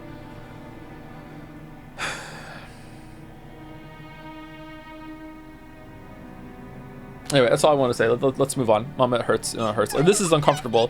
Mama, save me. Mama, save me. Ooh, ooh, ooh, ooh. Why can't you stop saying ooh, ooh? This is exactly why you can't make friends. This is why Papa's business trip never ends. Bars? This is why I... excuse me, ma'am. Is everything alright? Do you want something? The one who timidly called to her was the station attendant. Rosa glared at the attendant with a look that said, "Don't butt into the problems of a mother or child stranger." Of course, the attendant surely hadn't wanted to get involved either. However, Rosa had been yelling on the platform for a much longer time than she had imagined. Her emotional scolding had led to the passengers on the platform to advise the attendant to call out to her. Rosa yelled at the attendant, saying not to worry anymore since they'd be getting on the next train. And then finally, or rather for the second time, she noticed the passengers on the platform staring at her from a distance. Rosa sweat slightly and felt a breeze make her sweat go cold, tormenting her. Maria still kept on crying, shielding her own head. Of course, if this beating continued, she'd probably keep crying indefinitely. I did it. Again. As the terrible heat in Rosa's head faded, she knew she had surrendered her soul to evil again. Mama, mama, mama, come back. Ooh, ooh, ooh. Rosa fell to her knees and hugged Maria, whose face was all soggy with tears and mucus. Maria, I'm sorry. I'm so sorry. Mama, mama. Welcome back, welcome back. Oh, man. Oh, fucking hell.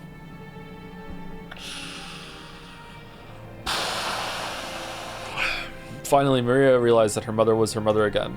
She clung to her mother's body and cried, burying her face in her mother's chest. Forgive your bad mama. Forgive your bad mama. I'm so sorry. Please don't hate your mama. Ooh, I'm just fine. Won't hate mama. Mama was only being possessed by the bad witch again. But you came back, so I'm just fine. Yeah, that's right. Mom was just being possessed by the evil witch again. I'm sorry, I'm so sorry. For a long time, the two of them hugged each other, asking for and sharing words of forgiveness. After a while, they calmed down and both moved back at the same time. Maria's face and Rosa's face were both deep red after crying their eyes out. Do you want to have a Halloween festival, Maria? Yeah, I wanted to show those pumpkin marshmallows to George Oni-chan and Jessica Oni-chan. It was a candy they'd been selling near the cash register at the shop where they'd eaten breakfast. Okay, why does this get art? Kind of matches her crown a little bit. Huh. A fancy sweet that had a big orange marshmallow in the shape of a jack-o'-lantern attached to the tip of a stick. Maria had wanted it and had insistently pestered Rosa for it. Rosa had refused, saying that there was no way she could buy sweets right after breakfast. Sweets are sticky, and that you could stick maybe a letter on the roof of Kinzo's study, and then it just fell at the exact same time, but it still kept stuck at the ceiling, and Kinzo's gonna eat it later as a snack after his Domino's. Then Maria, I don't know if they sell those in this town or not, but let's get off and try searching for them, okay? Yeah. I love you, Mama. Love you so much. Thank you. I love you too, Maria. The truth was that they didn't have time to waste loitering around at a stopover station. If they missed the airplane, they'd fall half a day behind schedule. She should have left home with more time to spare, but she'd ended up leaving late after choosing Maria's clothes. Because of that, Rosa had been a bit impatient since the morning. She looked at the clock. They had to get on the next train immediately, but her daughter firmly joined hands with her to go buy the sweet with her mother, and that hand was warm. To Rosa, as she was now, it was more important to renew her bonds with Maria. To her, Maria was not only a beloved daughter, she was everything Rosa had. Also another new background. Okay, there's a lot more art backgrounds in this than I expected there to be. Fortunately, they could see a big supermarket right in front of the station. I'm guessing maybe every episode adds like a new suite of backgrounds and art. They might not be able to find exactly the same suite, but Maria would probably be happy with a similar one. Besides, Rosa couldn't show up with a face swelled from crying. She must fix her makeup. Maybe we won't find a marshmallow exactly like that one, but hopefully we can find something like it. Let's buy some and surprise all your cousins together. Yeah. As long as we buy it together, any sweet is fine. Maria hasn't done the ooze for a while, huh? They exited through the turnstiles of the station in this unknown town. Maria walked across the pedestrian crossing together with her mother, chuckling to herself as though she was walking in an amusement park. Both faces were still deep red, but the two of them, mother and child, smiled warmly at each other without any restraint.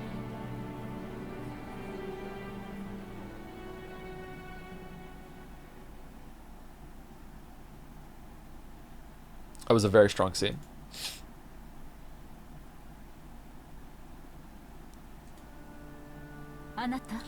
Dear, what are you doing in a place like this? Oh, it's you. It's nothing. I just find this a pleasant place to think. All of our preparations for today have been completed. Why don't we have some tea and relax while we wait? And in the background, Beatrice is like bum bum bum bum bum bum bum on her head. Forgive me, I'm always making you handle such troublesome matters. Please, rely on me even more. I am your wife. Naturally, I'm grateful to have you always come to my aid. That's precisely why I am able to devote myself to my work. I understand. I understand about your work. See, the reason why I suspect Kraus as perhaps being behind it is again because of that sticking point I have with the corpses, that his wasn't mangled. But also because he found the gold bar and he's in really dire straits, maybe he's like bought in. He's also like potentially been the one that has been exposed to most of the servants going along with this shit too. Like maybe he's even seen the witch, or he thinks he's seen the witch. Like, I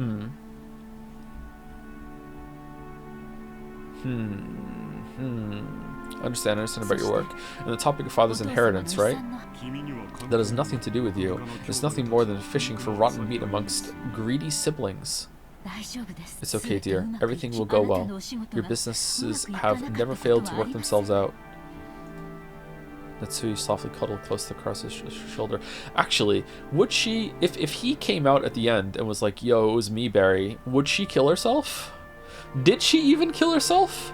Is the read on that she shot but instead like the bullet was just deflected back at her, or is she like so horrified by what she's seen that she's like, all right, I'm checking out? Like what is that?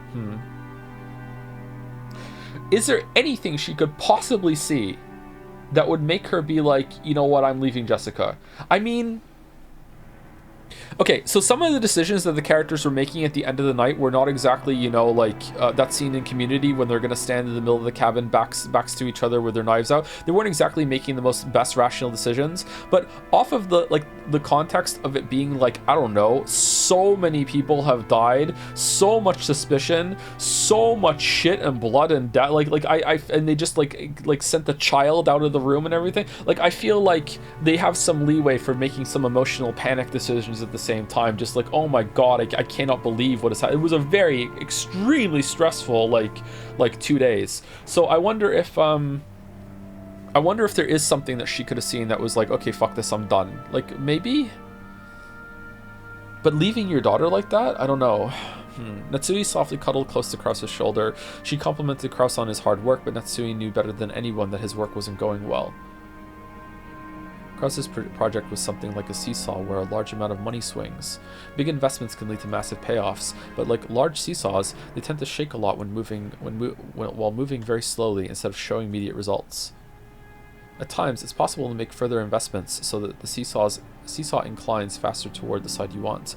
Of course, you'd only do that if you were confident you'd be able to recover all your investments in the not-so-distant future. However, the seesaws Kraus chose never turned out as he would have liked them to. First Bitcoin, then Dogecoin, then Bitcoin again. His foresight wasn't wrong, but the times were moving sluggishly. They never managed to catch up with him. For example, think of a literal seesaw placed in a park, okay? Alright, and now we're going to put a shot put ball on it and show you a trick. It's a really popular item, so there's always someone playing on it. So you've got to wait a long time for your turn. Actually, it's one of the least popular in my experience. Let's say that one day you spotted one of those seesaws that was completely unused and you raced to grab it first and have it all to yourself. However, unless someone got on the opposite side of the seesaw, you wouldn't be able to play on it. What if lots of time passed and nobody came to the opposite end? Seesaws are popular, so if you wait long enough, a companion will surely show up. But Kraus noticed something. The weather's getting worse, so nobody's coming outside to play. But seesaws are popular, so someone will surely come eventually. If he vacated his place because of the worsening weather, it would certainly be snatched away. And once again, he'd end up longingly gazing from a distance at someone else having fun on the seesaw. On one side of the seesaw, he continued to wait patiently, all alone. That was Kraus's project and his current situation. Alright, thank you for the explain like I'm 5. If only I had a bit more courage and the self-confidence to believe in my own foresight, I would never have failed and been alone on the seesaw. I'm your wife, I'll get on the seesaw with you. Shut up, Natsui. Yeah, that's true. Your foresight is never wrong. You are the only one who inherited father's resourcefulness. You inherited an innate disposition that none of the other siblings did, and also 6 toes. But I could never believe in it. I always shut my own projects down like a coward. Why can't I believe in myself? Who would believe in a man who can't believe in himself? Nobody believes! Belief. I'm always sitting on the seat where the losers must sit. And my father, my mother, my siblings all sneer at me. How long is it going to take for me to be set free of this emotional complex? Just how long will it take? Natsui was the only one who knew. Only she knew of Krause's anguish. As the eldest son of the Ushirimiya family, he would soon be forced to bear an immense responsibility. He couldn't open his pained heart to anyone, and was always getting compared to his father's great enterprises. I've made preparations concerning all other matters, so that you'll be able to devote your attention entirely to the family conference. Yes, everything else has been seen to. But then, the soup! Thank you. Will there be any problems dealing with father? No. Genji and Dr. Nanjo are on our side. Are they? I'll never allow those greedy siblings to make contact with father. Oh!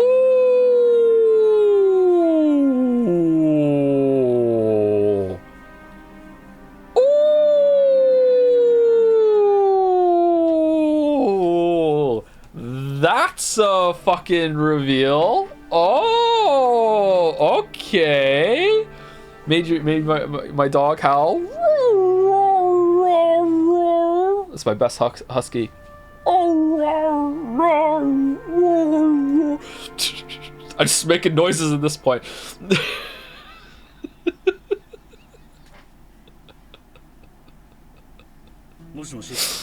Hello, Goda here.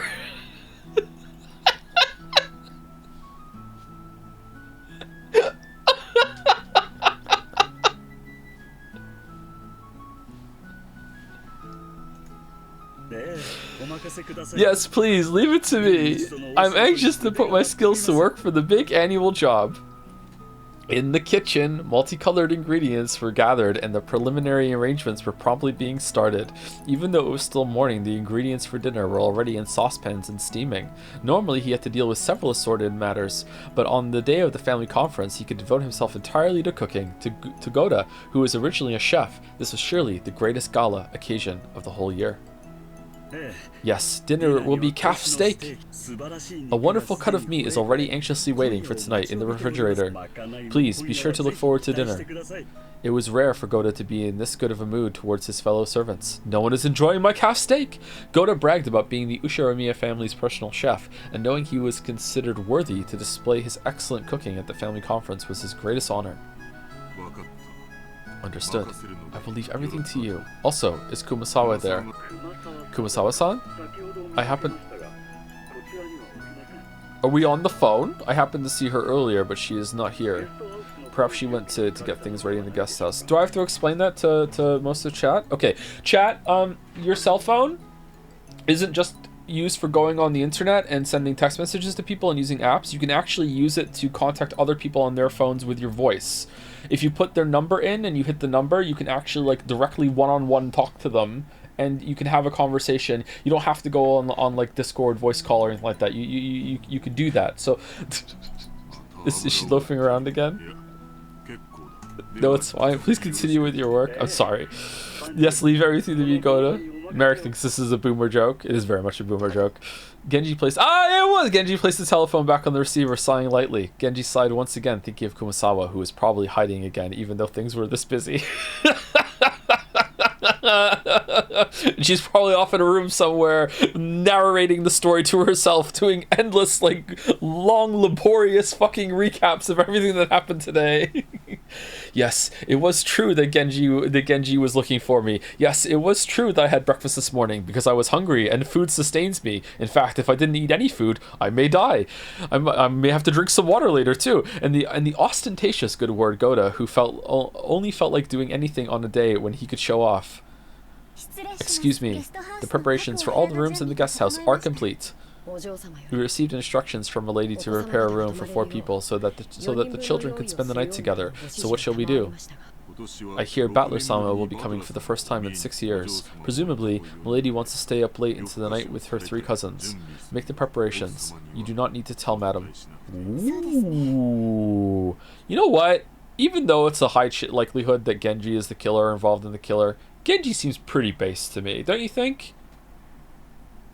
Pretty based. I don't know. I like Genji. I see. Certainly. So tonight we'll have the late shift, followed immediately by the morning shift. It looks like these 2 days will be tiresome. Speaking of which, the weather forecast is saying a typhoon will strike in this area. Will everything be alright? Assuming the typhoon doesn't stray too far from its course, it may affect the boat ride back for the family members. The family conference's schedule might be extended until Monday or Tuesday. Our task may be a long and tiring one, but I earnestly ask that you take care not to make any blunders.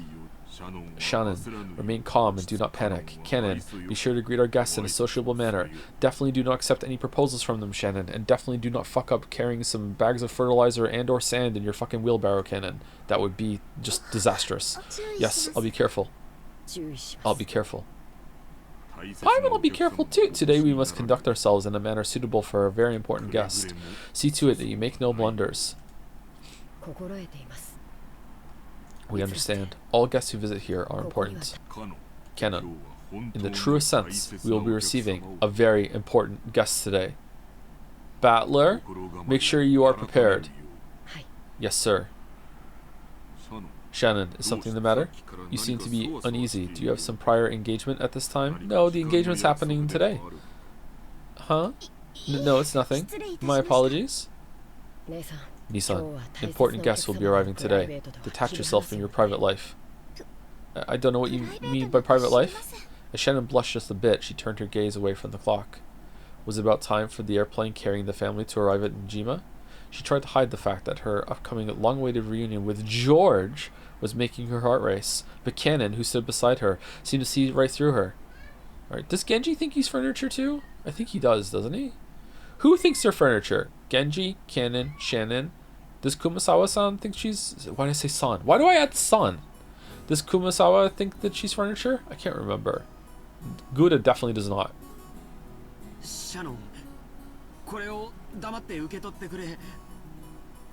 We're in the bathroom. We're in the bathroom. Thank you, Anonymous Gifter, for gifting us up to I truly don't care about Umineko. How dareth you? Thank you, Uber Super Sloth, for the bits. So, what would you do in Rose's situation? Maria isn't listening. This is gonna sound unbelievably cringe and arrogant of me. I wouldn't be in Rose's situation because I wouldn't have let it get that bad. I have many flaws as a person. I'm a pretty good parent, chat. I wouldn't be in Rose's situation. If I ever somehow, like, if I was, like, somehow in Rose's body right now and I'm like, okay, I have to deal with this situation, I don't really know what I would do, but I'm not as emotionally invested as Rosa, so I could probably keep my cool and be able to, like, navigate a better answer there, maybe. But, you know, like, if we're talking, like, if the question is boiled down to how do you get through to Maria in that situation, the answer is probably that you can't. And the best thing that Rosa could probably do right now is just turn the whole trip around and just take her home and just be like, Maria, if you're gonna act like this out in public, you don't get to go out, you know, like, this is the end. However, Rosa can't do that because she has to go to the island, she has to go to the family gathering, you know what I mean? So yeah. Mike, what do you mean? What do you mean? The mic is not, it's not dead. Huh? Refresh chat.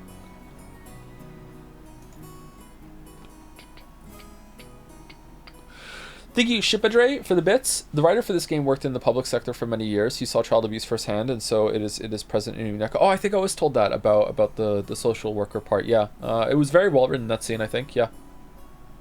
Apart from the whatchamacallit, the murder and the mystery scenes, that was probably the best written scene so far that we've had. Yeah, I think.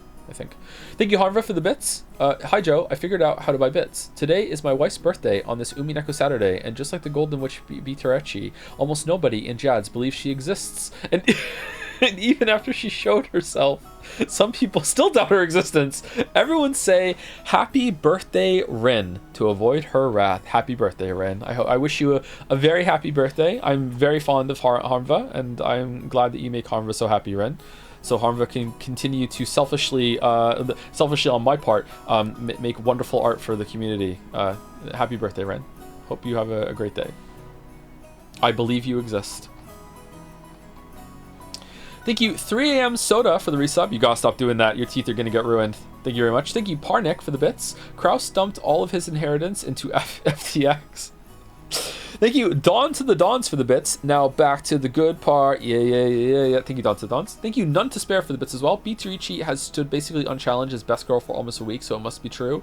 I just can't believe that you would betray Phyto for best girl. You know what? Are you really that surprised? Audio is glitched? What do you mean? Why is the music tweaking? I think it's on possibly Twitch's end. If you refresh, maybe it's better. Do you want to take an early break and see if it comes back or what? Am I still fine?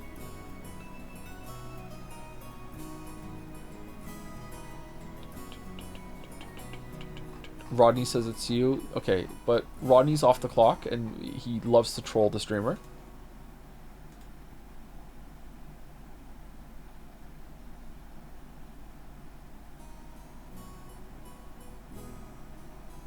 True, I know. Joe, you are the most popular Umineko streamer right now. Perhaps ever?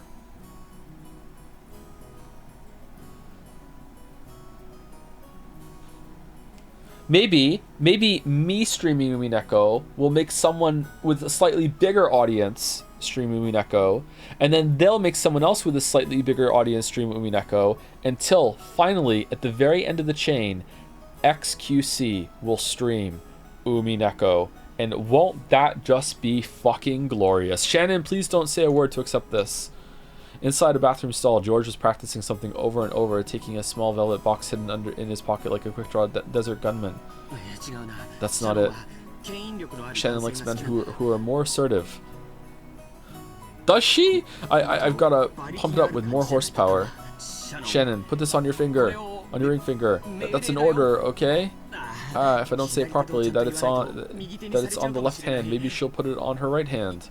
No, Shannon isn't that ignorant. But unless there's some room for her to express her free will, that'd be a little, I mean, ooh, no, moo. As he crossed his arms, muttering, someone knocked on the door. You okay in there? Are you fighting a battle? George was snapped back to reality. Hey, George-kun, you okay? Got a stomachache or something? Hey, Uncle Rudolph. It's okay, I'm fine. No need to worry. Wow. Really? That's good then. I kind of like Rudolph, but you know, you're straining way too much. Your ass will burst. Rudolph washed his hands, laughing cheerfully as he left. George, realizing that the most embarrassing part hadn't been overheard, relaxed and felt extremely relieved. No, he was giving you subtext advice, dumbass. George! Kyrie, isn't Rosa here yet? Not yet. She's pretty late. It's a good thing the weather's delaying our flight. If the schedule had gone on normally, she would have missed the plane. What'd she plan on doing then? Living? Rosa-san is very much an adult now. She'll manage it somehow. No matter how old they get, older brothers always treat their younger sisters like children. Of course, Dad's always a kid no matter how old he gets. What'd you say? If I'm a kid, that'd make you a baby. Come on, Battler-chan, up you go. Stop it, that tickles. Wahaha, stop! You look more like two bratty friends than a father and son. Look, she's here. Oh, if it isn't Rosa-san. Maria-chan, long time no see. Long time no see. Ew. Maria, shouldn't that be it's good to see you again? Greet Hideyoshi-san properly. Ooh, it's good to see you again. There you go. Well said. How about some candy as a reward? Alright, okay. Alright, well done. I bow. Well done. Oh, fucking hell. Okay. Fuck you. I'm mad. Oh, god damn it. Oh,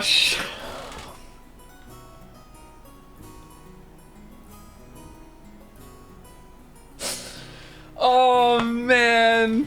Oh, oh, where'd I put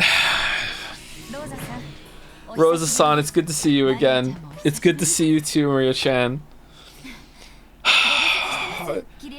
Kirini-san, Hideyoshi-san, it's been too long. Oh, and oh my, Battler-kun, look how big you've gotten. Come on, haha, it's embarrassing to hear that from everyone I meet. Hey Rosa, you're late. If the plane was on time, you barely have made it. I'm sorry. We had trouble making our train connection. So, are we waiting on the weather again? Oh, don't complain. I much prefer the 30-minute plane trip to spending 6 hours bouncing about on a boat. Even if we're kept waiting here for an hour, it's still much faster overall. Is that Maria? You sure have gotten big. She's at that growing age. You haven't seen her for 6 years, right? Of course she's changed. Women are creatures who can be born again in a single day when they have a change of heart. Ooh, Maria, noticing a big man she didn't recognize mixed in among the relatives, hid behind Rose's back and glared at Battler. Come on, Battler, say hi. Last time you met her, she was just 3 years old, so you're practically meeting for the first time. Yeah, of course she wouldn't remember something that happened when she was 3. Hey Maria, long time no see. You sure have gotten big. Maria, this is Battler, Oni-chan. Rudolph Nissan's son. Understand?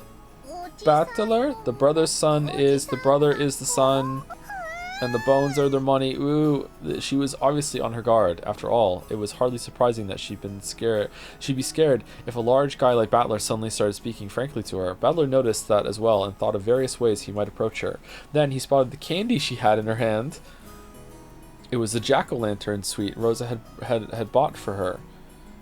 I see, it's October, so that must be for Halloween. Okay, I don't remember this happening. Was this not included last time, or is this different? Ehehe, if you don't give me sweets, I'll play a prank, right? Normally, trying to snatch a sweet away from a small child would result in them crying and screaming. The adults seemed dubious about Battler's tactics, but Maria looked unexpectedly pleased, her face splitting into a wide grin.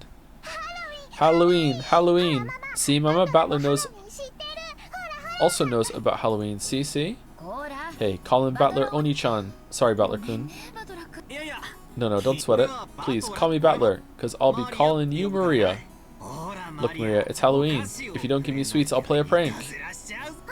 If you don't give me sweets, I'll play a prank. Yeah, giggle.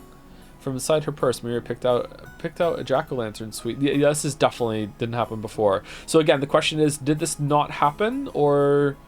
And did this not happen and it's happening this time, or did we just not see it last time? This seems new to me. This seems like, I feel like this is a different version of the same kind of interaction they had when they first bonded. So, unless I'm misremembering, I'm trying not to reach out right now. Maria picked out a jack-o'-lantern sweet similar to the one she had in her hand and presented it to Battler. When Battler accepted it, that seemed to be enough to confirm their friendship. The adults were amazed at how good children can be at getting along with each other. Maria had been throwing a tantrum because she wanted a Halloween festival, so Battler, who knew about trick-or-treating, must have felt like an ally.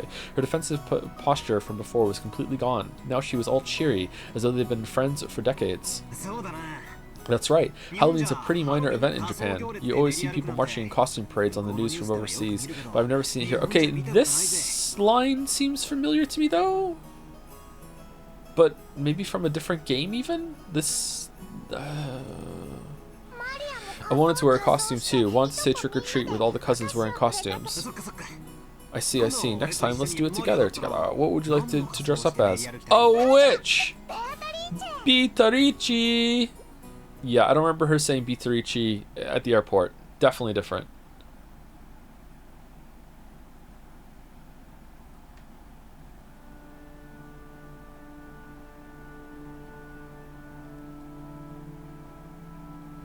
Good break spot. I was thinking the same thing. Because we have 8 minutes to break, or 7 minutes to break. Okay. Before I go, thank you to Snipe Hunter 007. Kraus is probably like that guy who used Bitcoin to buy a pizza back in the day.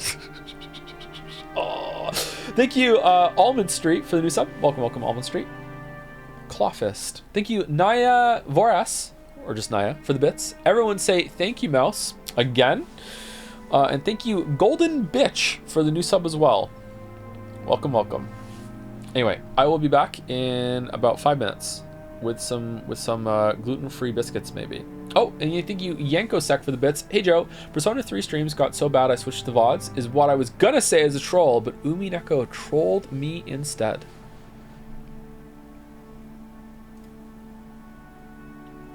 No, thank you, Mouse. Do you like it when I say that? Thank you, the Jellyfish, for the new sub also. Welcome, the Jellyfish. Another jelly. Anyway, be right back.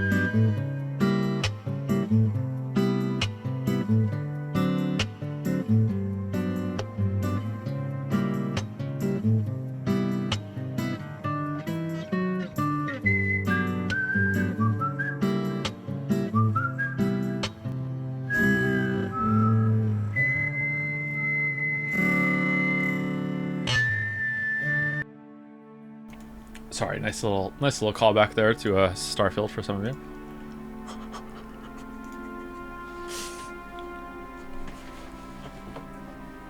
How's it going, chat? I was just eating some biscuits.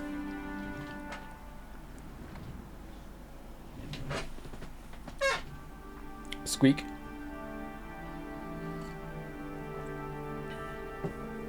Enjoy your break. I did 3 rounds of rock, paper, scissors.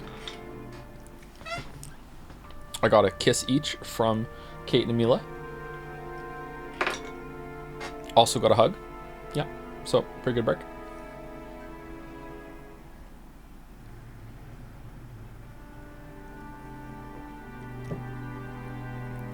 Did you win? I won one round and I threw the other round. Let me tell you a little secret, chat. I don't know why it is. Kids always throw down scissors first. So, don't know why. Every single time. First round, after that it's unpredictable. But kids always go scissors first. So if you want to win against the kid, you want to do something, you go rock.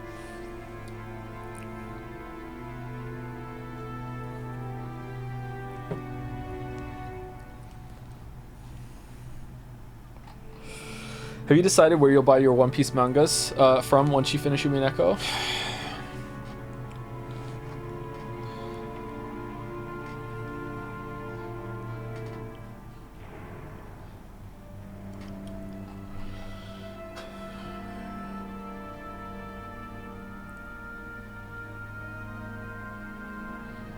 To beat the first throw paper, that is supposed to beat the first throw rock. Well, if the kids are on to me, yeah. And then we're back into the world of random, right?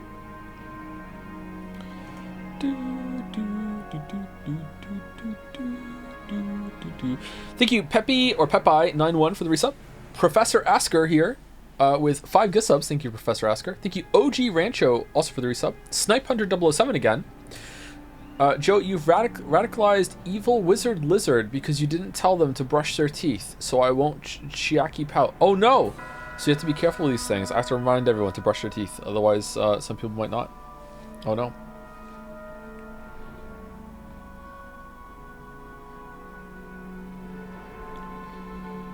Hi Joe, speaking of VNs, I started playing original 999 VN on Nintendo DS and oh my god, chatters didn't lie when they said it was better. They actually don't repeat everything twice to you. I repeat, they do not repeat everything twice there. Nice. 999 isn't a VN. It has gameplay segments. It's not. Thank you, Ironwrath, for the 10 gift subs, Ironwrath. I didn't know you were such a big Umineko fan, by the way. Thank you very much, Ironwrath. Umineko and Deadly Premonition. Is there anyone with better taste than Ironwrath? Thank you, Viking Death 1 for the resub. Oh my god, I almost forgot it was Umineko Fridays on Saturdays. Very true, very true, very true. Hope you are enjoying it. Thank you, No Tail 3 for the resub. Love you, Joe. Not Persona 3 though. And thank you, Black Coffee Night, for the new sub as well. Welcome, Ken. Thank you very much. Anyway, shall we continue? Shall we continue? Half the games you've played since 2018 have been VNs. How can it be half the games when VNs aren't games? What are we talking about? Today we actually passed Steins Gate. Did we really? Wow. Way to go, us. Way to go.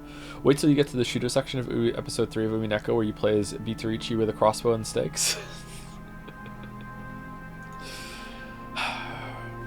Can we just have just to piss off one person in particular that I saw in a VOD comment once, can we just all as a community just you know, put our hands together and just collectively just say, get fuck Steins Gate together as a family? Get fuck Steins Gate! Yay! We went past it. Get fuck Steins Gate. Yay! There we go. Thank you, chat. Thank you. Thank you.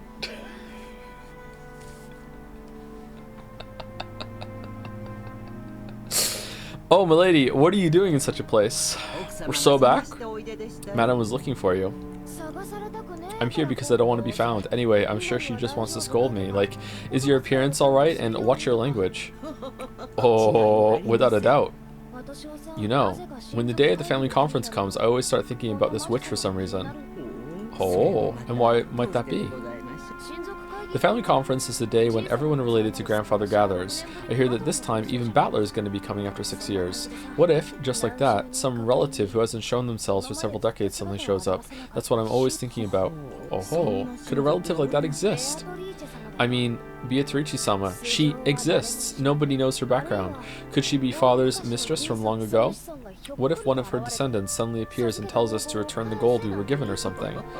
Oh, Kurosama and the others will probably discuss the master's inheritance problem this year too.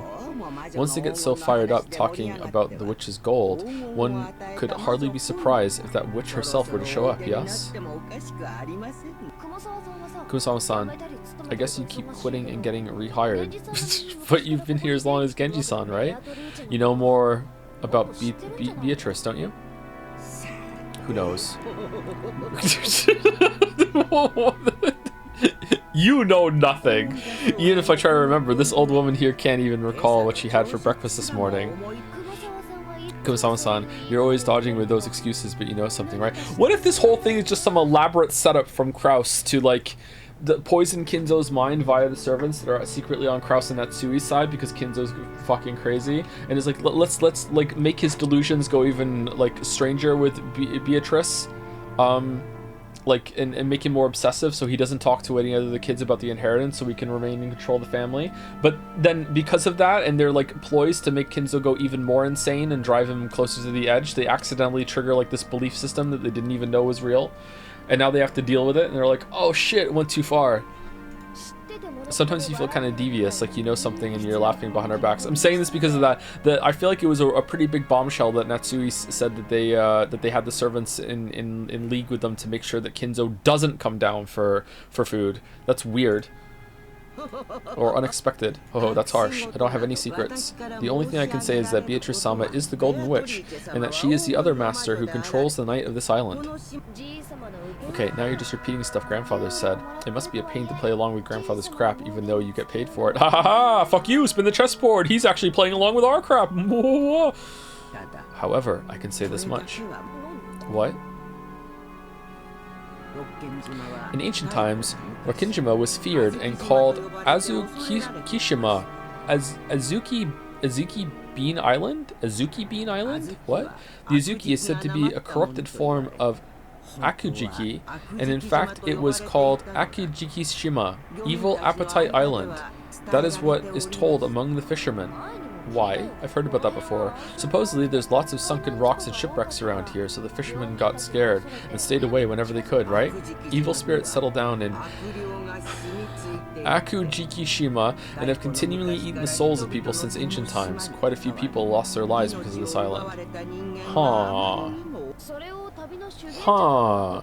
And then that monk, the traveling Shugenja or whatever, built that shrine, reposed the souls, and settled them here, right? Settled them there, right? Sounds pretty crazy, though. And that shrine for the repose of souls was destroyed by an eerie, violent thunderbolt this summer, which tore up the darkness of the night. But don't worry about that. It's probably fine. I didn't know her name was Chio before. Chio. Kumasama-san, you really like those stories? Okay, sure, it'd be pretty creepy if a thunderbolt took out a shrine, but well, it was all worn out from the start. Maybe it just got washed away by some big wave. Ha ha ha ha ha. The evil spirits of Akujikishima woke up from the slumber. I'm adding the up. Woke from the slumber and summoned Beatrice-sama. If Beatrice-sama happens to pay a visit to the family conference, if she does, Kumasawa fell silent for a moment. Jessica was pressing her to keep going, so that gap felt strange and eerie. When Kumasawa noticed that she had Jessica plenty scared with her silence, she grinned broadly. It's just a theory. Well now, I wonder what would happen. Oh.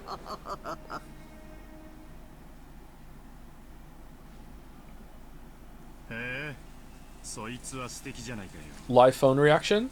Whoa, that sounds great. Of course. Won't you be able to do better at work if you get a chance to enrich your heart by living the good life every once in a while? Yup. Can't live right unless both your wallet and your heart are enriched after all. Sure, I'll keep the day open. Go ahead and make reservations. Okay. Don't even think of missing it. Does chat need to be told what this is? Yeah, I'm counting on you. I love you, Kyrie. Really? After kissing the receiver...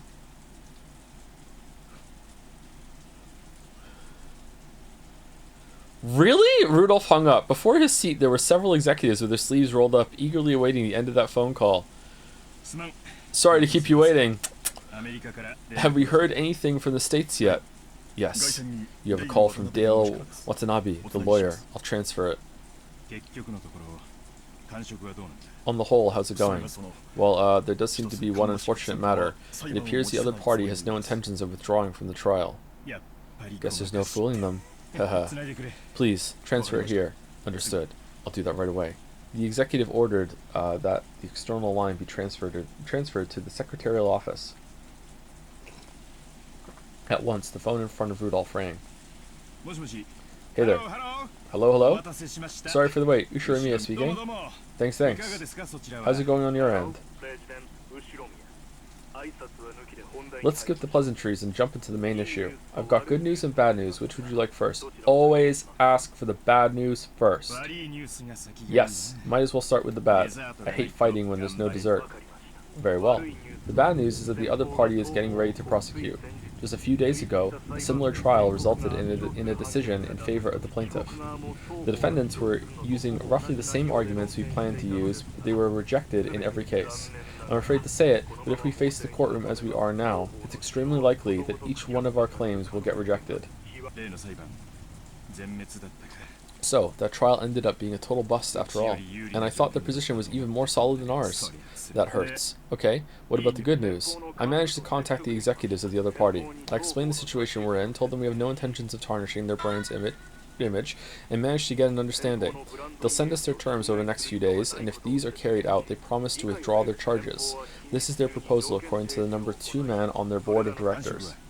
Your impression? To be honest, I expect their terms will be extremely severe. We estimate that changing the company name and the brand name will be inevitable. I think we'll be able to earn some leeway by playing with the amount of settlement money, making a public apology in a major newspaper, and carrying all this out within a reasonable amount of time. They sure are making this complicated when they could just tell us to go broke. They only recently switched to a new president, and their groundwork hasn't been completely laid yet. If we resist until the bitter end, they fear the forces opposing the current president won't hesitate to aid their enemies. Hence, the big shots want this matter settled as quickly as possible too, so we might still have enough leeway to get them to mitigate their terms if it'll lead to a quick settlement.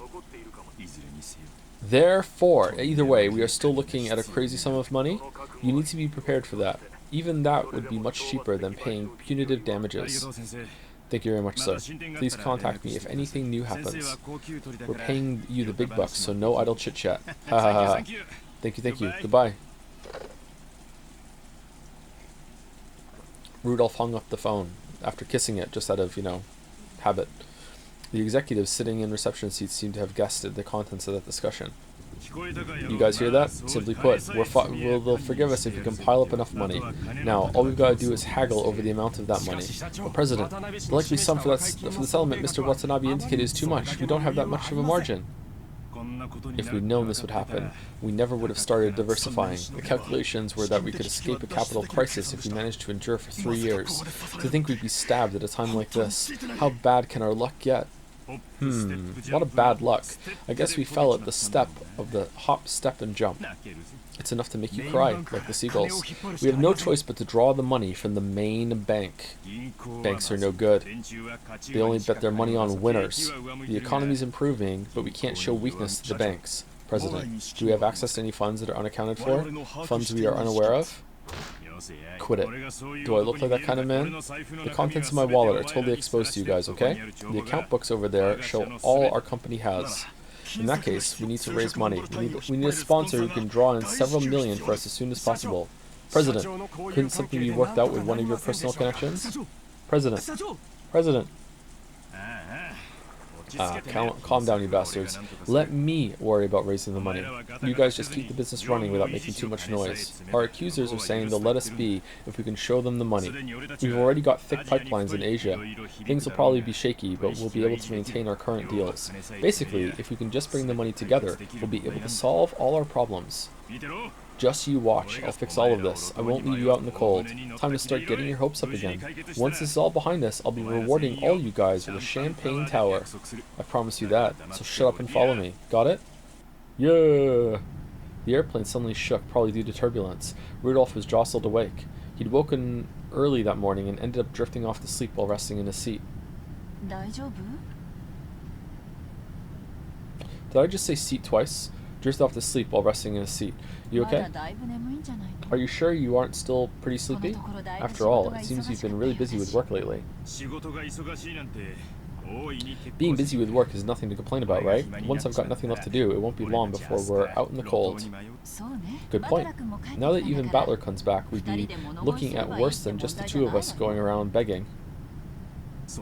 Yeah, our family's all together again for the first time in 6 years. So the leader of our family's got to give it his best if we want to spend some time alone together. When he looked out the window, he saw that the airplane had already started to drop in altitude considerably. The fishing boats, which had only looked like black grains a short while ago, were starting to become clearly recognizable. If I could prostrate myself before father and get 10 million yen every time he slugged me, I'd do it a dozen times. Oh, 120 million yen. Or maybe he could just go and die already. I've always depended heavily on his financial support, and now I'm after his inheritance. I'm headed straight to hell. I can hardly complain if father doesn't want to meet the man I've become.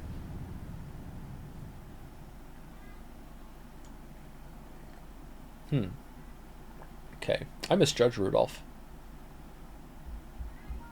I misjudged Nanjo. Could it be that once again you do not plan on making an appearance at the family conference? Nanjo looked at Kinzo's face, sighing. Kinzo's eyes remained rooted to a strange book on magic. I have no intention of joining those vultures in their debate. They can discuss how they'll suck my bones dry on their own. How utterly contemptible. My, how troublesome. Nando shook his head slightly. To him, children and grandchildren were lovely things. He believed watching them grow was the only way to truly enjoy old age. So Kinzo's words were very saddening to Nanjo. If the time comes for me to leave this room, I will show myself, just as she does not show herself yet. When Kinzo raised his face, his gaze pointed at the portrait of the witch, which was respectfully displayed on the wall. Did we see this one already? Kinzo's mind didn't dwell for a moment on the fact that today was the family conference where all his beloved relatives would gather. It was filled only by the face of the witch in the oil painting, who never smiled except inside the portrait. Everybody knew that interrupting Kinzo when he talked about Beatrice would trigger his wrath. Why do some people say wrath is wrath? Wrath sounds better. Wrath does have a certain, ring to it, but it's wrath. Where are you getting wrath from? You're putting the tie over the cape clasp, not the other way around? Today I will hold a certain ceremony. Oh, and what might that be? Perhaps it is closer to a gamble than a ceremony. After all, magic without risk can never house a miracle. You're British? Yeah, just because I'm British doesn't mean I agree with all the Britishisms. I fucking hate schedule so much. Oh, man. Oh, god damn. It's schedule. Don't say schedule. Nanjo had heard Kinzo say this many times before. You might even call it a pet phrase of Kinzo's. Kinzo apparently believed that magic and miracles could occur if you gambled your own fate with a certain amount of risk and triumph. Aluminum or aluminium? Don't care. Either one's good for me. I don't give a shit. I wonder what sort of gamble you're making. As a man who was once called the Golden Gambler, and who's now so old he might pass on at any time, says the doctor, this should be well worth watching. Ho ho. Huh. I see. So the secret ritual I developed after much research appears to be nothing more than a gamble to one unversed in magic such as you. Very well. If I have faith in miracles and win, you will see clearly on this day that all my research did bear fruit, despite it seeming to be little more than the product of my eccentricity. If you win, it will all end just as you have already seen, as nothing more than the I can't say this word, eccentricity of an old man who might leave this world at any time. Z or Z? Z. Ho, just what sort of gamble could you be planning to take? As your friend, that bet, or ceremony as you call it, I'm doing a bet on my dominoes, as I can only pray most sincerely that you achieve victory in it. Yes, I thank you. Speaking of which, Kinzo-san, have you heard that a much longed for guest will be present at the family conference this year? What? For once, Kinzo reacted to Nanjo's words and turned around. That's right, Battler-kun from Rudolph-san's family. I hear he'll be coming after an absence of 6 years. I'm sure he's become a splendid boy. Oh, Battler? I wouldn't call him longed for, a guest who's failed to show up for a mere 6 years. After hearing Battler's name and making a disappointed and ill-humored expression, Kinzo turned his back again. 1 second, chat.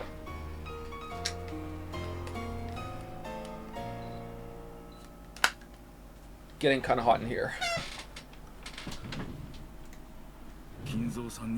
I imagine those 6 years went by in a flash for you, considering how you've immersed yourself in your research in this room. Humph. However, we might actually receive a visit from a truly longed-for guest. Everything depends on the results of the roulette. The roulette has already started to spin. The demon's roulette. Will it be rouge or noir? Tonight, let us enjoy ourselves as we see what kind of miracle the roulette will show us. The payoffs are large, and I don't intend to lose. Beatrice, accept my bet. At that time, the telephone on the table rang. The piercing sound seemed to irritate Kinzo, and he picked up the receiver to preserve the silence as much as he could.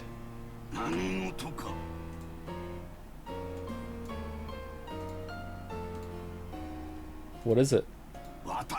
I'm busy. Genji speaking. Everyone has arrived. What of it? Just serve them some tea or something. Certainly, I will do so.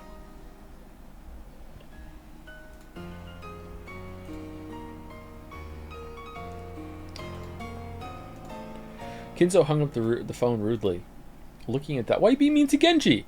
Looking at that, Nanjo sighed yet again and shifted his attention outside the window. As he is now, I doubt Kinzo would pay any heed to any sort of guest. Could any guest possibly make Kinzo come out when the time comes, as he said? Kinzo had a single person in mind, but that was a guest who certainly wouldn't appear. Nanjo stared at the witch of the portrait with her impassive expression, unable to decide whether she was smiling or sad, and then gazed up at the lead-colored sky.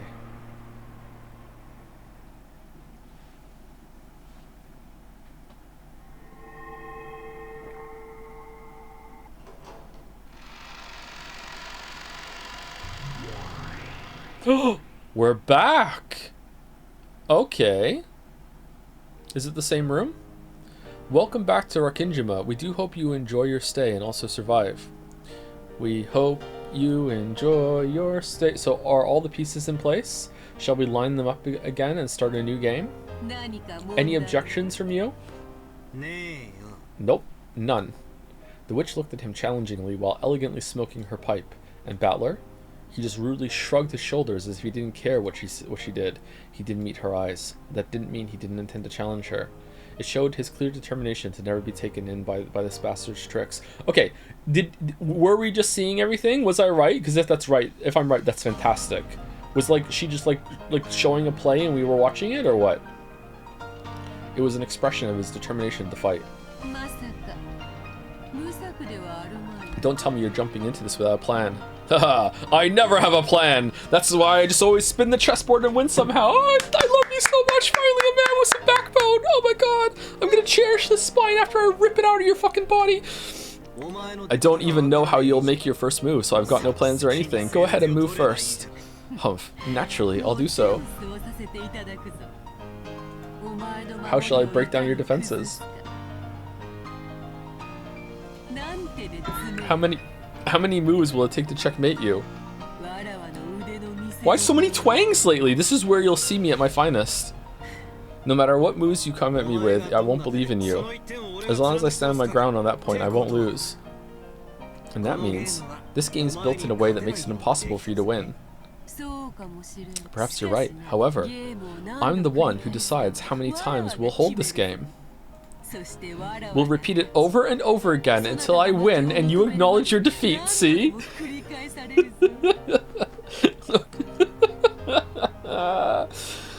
Oh, okay, here we go. In other words, this is torture. You promise? An eternal torture that shall continue until you surrender to me. It shall go on endlessly until you acknowledge me and the existence of witches. Then I'll play your game endlessly as many times as it takes until you run out of patience. I've never lost in a test of stubbornness. He's literally me. He's literally me. Oh, did a certain witch plant that idea in your head? Cackle, cackle, very well. I'm tired of listening to you ramble. Come on, get this started. Then let us begin. I already know all of your moves. A defense doesn't amount to much if the plan behind it is known. Don't think you'll be able to defy me with the same moves. Beatrice, I've got just one thing to say before we start. What is it? You're super hot. And after this, go ahead and say whatever you want. However, whether I believe you is something I'll decide for myself. No matter how impressive this magic of yours is, my soul won't yield to you. You think this is torture for me? You're wrong. I'm enjoying this. Then what else could it be? Love. This is torture for you. You're I'm not stuck in your magical, hypothetical, holodeck rerun of the murders until we get it right with me. You're stuck in here with... No, hold on, I fucked it up. No, shit. Oh my god. Someday you'll surrender to me and give up. Until then, you'll be tortured over and over again. How amusing. What an entertaining metaphor. Metaphor? Torture, where we torment each other. Yes, truly amusing. Are we flirting? Come, shall we begin that torture? Ushurumia battler! Ooh!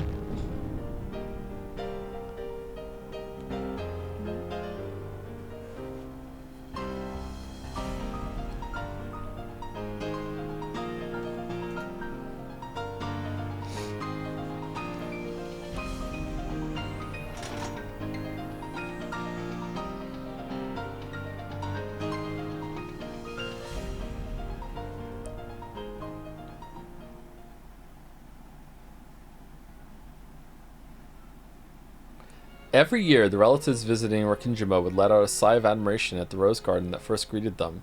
They would stop there to chat about the rose's beauty and how well they were blooming that year. Okay, is Battler gonna remember?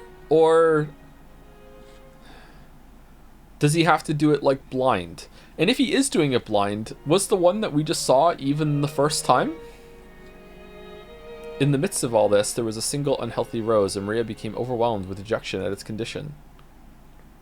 But George used his quick wits, and saying that everything would be fine if they took care of this poor thing, marked it with a candy wrapper and immediately restored Maria's good mood.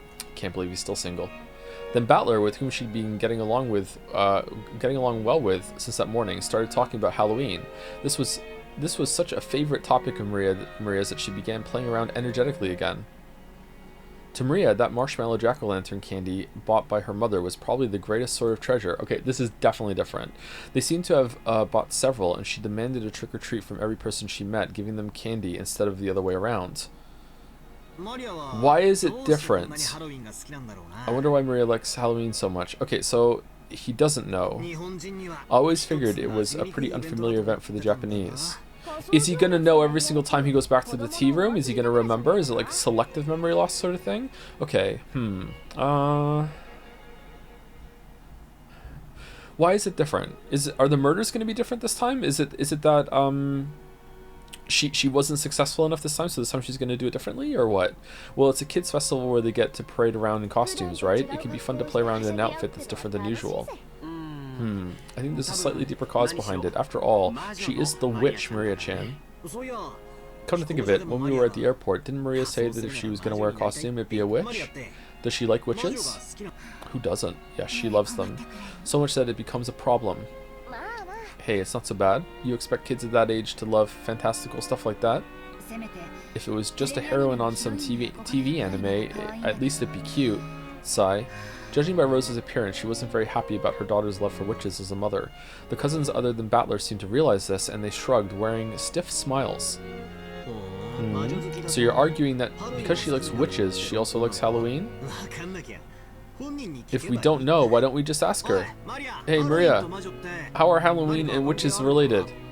As Battler asked that, George and Jessica let out a stifled "ah," as if they were trying to stop him, but too late. Don't bring up witch in front of Maria. Maria might have been waiting for just that question. After beaming for an instant, her expression turned a little mean, as if to say, "You're totally clueless, aren't you?" It was the face of a hobbyist who'd been ticked off by an outsider saying something stupid about their favorite subject. Ooh. To the Celts, the changing strength of the sun over the course of a year signified its birth, its growing at period, its aging and death, and then its revival. I get it. In spring, the weak warm sun starts to grow up and gets hot, and then it gradually gets weaker and worn out. Sort of makes sense to think of it as the sun living out an entire life. Okay, let's go over to Akane that has the next paragraph as well. Did you know that the sun used to be a lot colder before, but then witches made it hotter? Thank you too.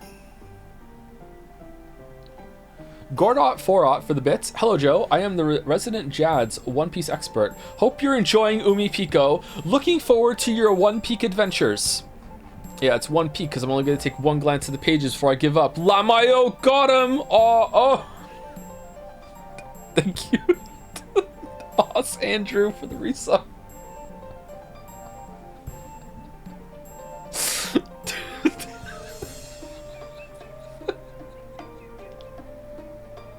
That was such a bad joke. Oh my god, that was terrible. Thank you, Os Andrew for the resub. Cat Booty for the resub as well. Thank you, Snipe Hunter 007 again. Wouldn't it be funny if all of Kinzo's gold had been converted into FTX right in time for it to go bust? Maybe that is what Kraus is hiding from the other siblings. Thank you, Sinopia for the resub as well. Thank you very much. Oh, there's a giant dance. Yes. So they thought that at the end of October, the sun died, was laid to rest in the land of the dead, and was then revived at the winter solstice. And the name they gave to the last day of their year, when the sun ended its 1 year lifespan and died, was Samhain, and they celebrated then. It's an interesting idea to think that— Shut up, George! It's an interesting idea to think that the sun revived on the day of the winter solstice, when the daylight hours start to grow longer again. Yeah, it is kind of interesting. It's a case that makes it clear how much the ancients regarded the sun as sacred. Oh god, wouldn't you? I see. So what does that have to do with witches? It seemed that my casual urging forward had slightly infuriated Maria. She glared at me with eyes that told me to shut up while she explained. Maria seemed to be having a blast as she talked, so I decided not to interrupt. In the interval between October and November, life and death became the closest they ever will. The Celts believed that during this time, the world of the living grew closer to the world of the dead and otherworldly beings, and many of those living in the other world would come to visit. It was like the Bon Festival in Japan. Hee. At the time, people believed that souls returning to the physical world would go into people's houses or possess people and do bad things. So in order to avoid harm, they performed rituals. One of those was to imitate creepy monsters and scare the souls back, which was apparently a way to avoid being possessed. Also, they called a witcher. That part became a festival, which turned— Aren't you Celt or something like that? Technically, yeah, I think I am. I'm Welsh and Scottish, so yeah. Some part at least, yeah. That part became a festival, which turned into a costume parade. I'm just passionate about witches, man. You really know a lot, don't you, Maria? Ain't it the truth? Even I knew Halloween had such a history. But where did that whole trick-or-treat thing come from? Her knowledge was so extensive that the adults suddenly started listening to— I didn't realize you guys were still here. I thought it was just like us and Rosa here. Maria, who was normally treated like the youngest all the time, puffed out her chest with pride. Saying that this was just a kid's discussion, Rosa suggested that the adults go on ahead and set their luggage down in the guest house. Can we hear her say it? But nobody else agreed to go with her, and she let out a heavy sigh. Ooh. Trick-or-treat is just for fun. It has nothing to do with what was originally a Celtic ceremony. It was created later when Christian customs were mixed in. However, I think it's right for Halloween to be that way. According to Maria, the souls of the dead weren't the only ones who visited from the non-human world. There were also spirits with intimate connections to people's everyday lives. Humans could receive favors from those spirits, so they'd manage to gain magnificent blessings, as well as a year's worth of good crops. So basically, Halloween was also a bit of a harvest festival? I get it. Now that you mention it, I guess October is a turning point in all kinds of ways, including with the seasons. Sort of the opposite of April in Japan. Yeah, that might be a good place to market. Ooh, and also the witches hold a witch assembly then called a Sabbath. The witches thank the spirits that give out blessings of prosperity and reward them. Halloween costumes imitate the guests that come from the other side. In other words, you might say giving out candy is a way to show gratitude for the yearly harvest. Ooh, just like George Oni-chan says. So Halloween is a time when those two worlds intermingle? In other words, it's the most important chance for witches to intermingle with guests from that world. Is that what you're trying to say? Ooh, just like Battler says. And you know what? October is when the power of witches and demons is at its most vigorous and prosperous. Hee hee hee hee. I'm sure Beatrice will come. And then, we'll eat marshmallow candies together, and she'll bring me to the Golden Land with her. We'll sing magical songs together, learn magic spells together, learn how to draw magic circles together. And then, we'll learn the secrets of runes, and I'll become a great witch really, really quickly. Slap? My, isn't that wonderful? It's best for kids to have dreams. By the way, Rosa, how old will Maria be this year? Holy shit!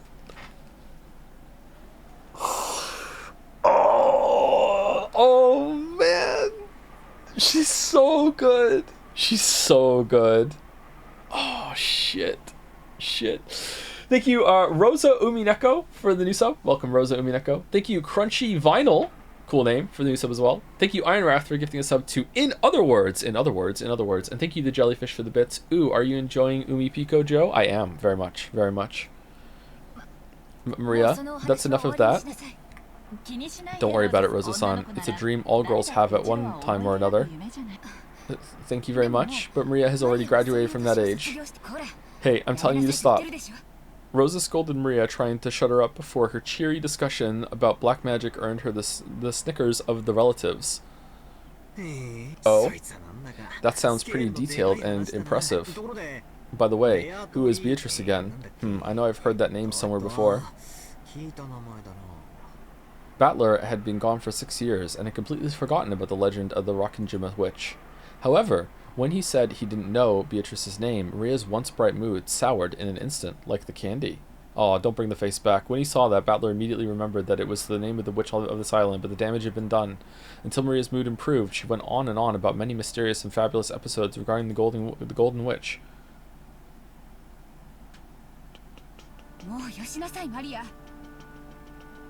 That's enough, Maria. Thank you, Battler-kun, for letting her chat with you. Kennen-kun, don't you have work to do? Please leave now. Go-to-san, it looks like everyone wants to set down their bags for the time being. Sorry, but could you guide everyone to the guest house? Certainly. Well then, everyone, allow me to guide you. Then, if you will excuse me. Goto led the relatives and they began to head towards the guest house. At this point in time, or maybe a little bit before that, was Rosa the character with the least amount of screen time? I think yes. Probably? Definitely in the running, right? Goto, no. Well, Goto was in some of the servant scenes and at the pier where I don't remember Rosa being. Maybe it's between Goto and Rosa?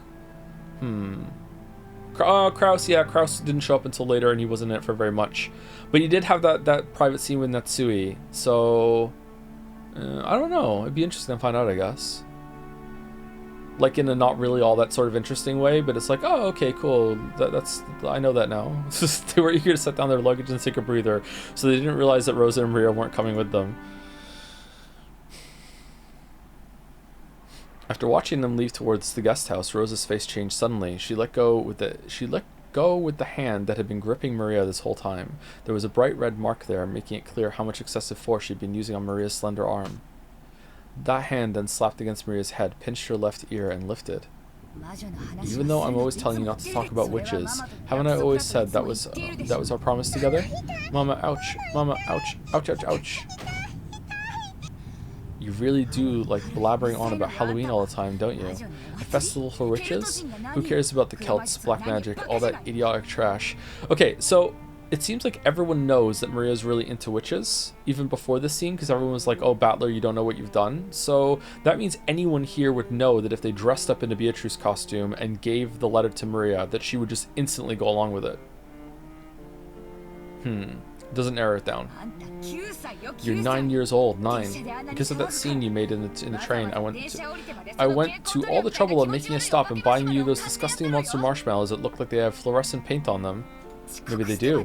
I went out of my way to buy it even though it made us late. How much more will you embarrass me before you're satisfied? As Rosa cursed, she twisted Maria's ear up almost as though she was about to tear it off. An expression of anguish spread across Maria's face while she frantically stood on her tiptoes, trying to soften the pain in that ear. Rosa suddenly grabbed the candy that Maria had been holding.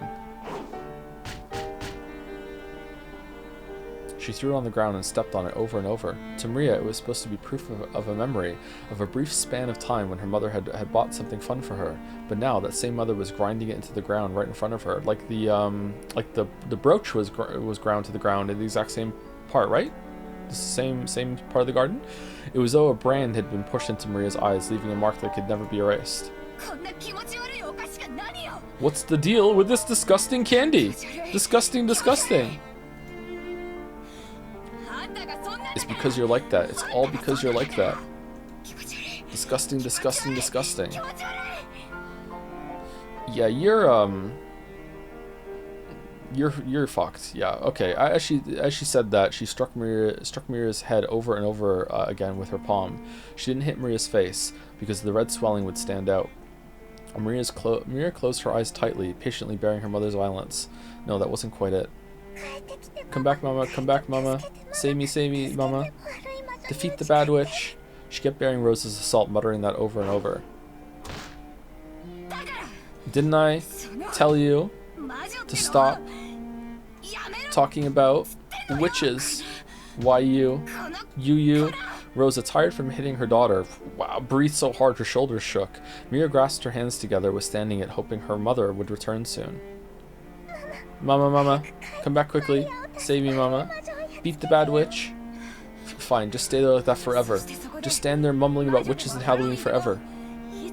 After hurling those words at Maria, Rosa left in the direction of the guest house, leaving Maria behind. Oh, is this the different version of how she's left alone in the garden and the witch comes and gives her the letter? Or... because this seems like it was the version of the scene when they first enter the house, and the one when they're back in the garden happens later. Maybe it happens differently this time. Maria, forgetting even that it was okay to cry, kept staring down at the jack-o'-lantern candy that had been trampled beyond recognition.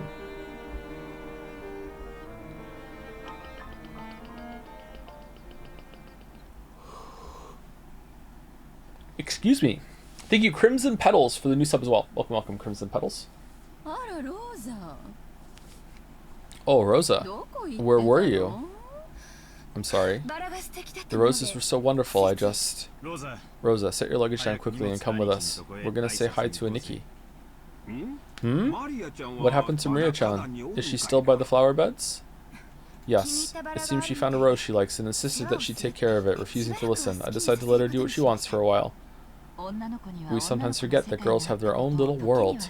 Sometimes, or big witches, sometimes we have to respect that, right? That's right. Thanks for your concern, Kyrie-Nisan. That's kind of hard to say. Goda-san, where is our room? I will guide you this way. By the way, we're having calf steak for dinner. Nudge, nudge. Allow me to hold your luggage. I'll be fine. I can carry it myself, thank you.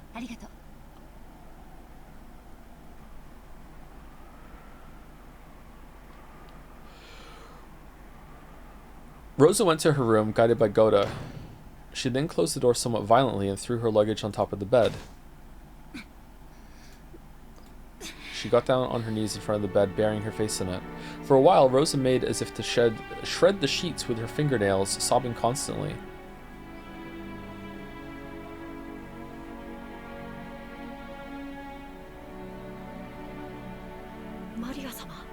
Maria-sama, are you alright? Ken appeared from behind a thicket after watching Rosa leave.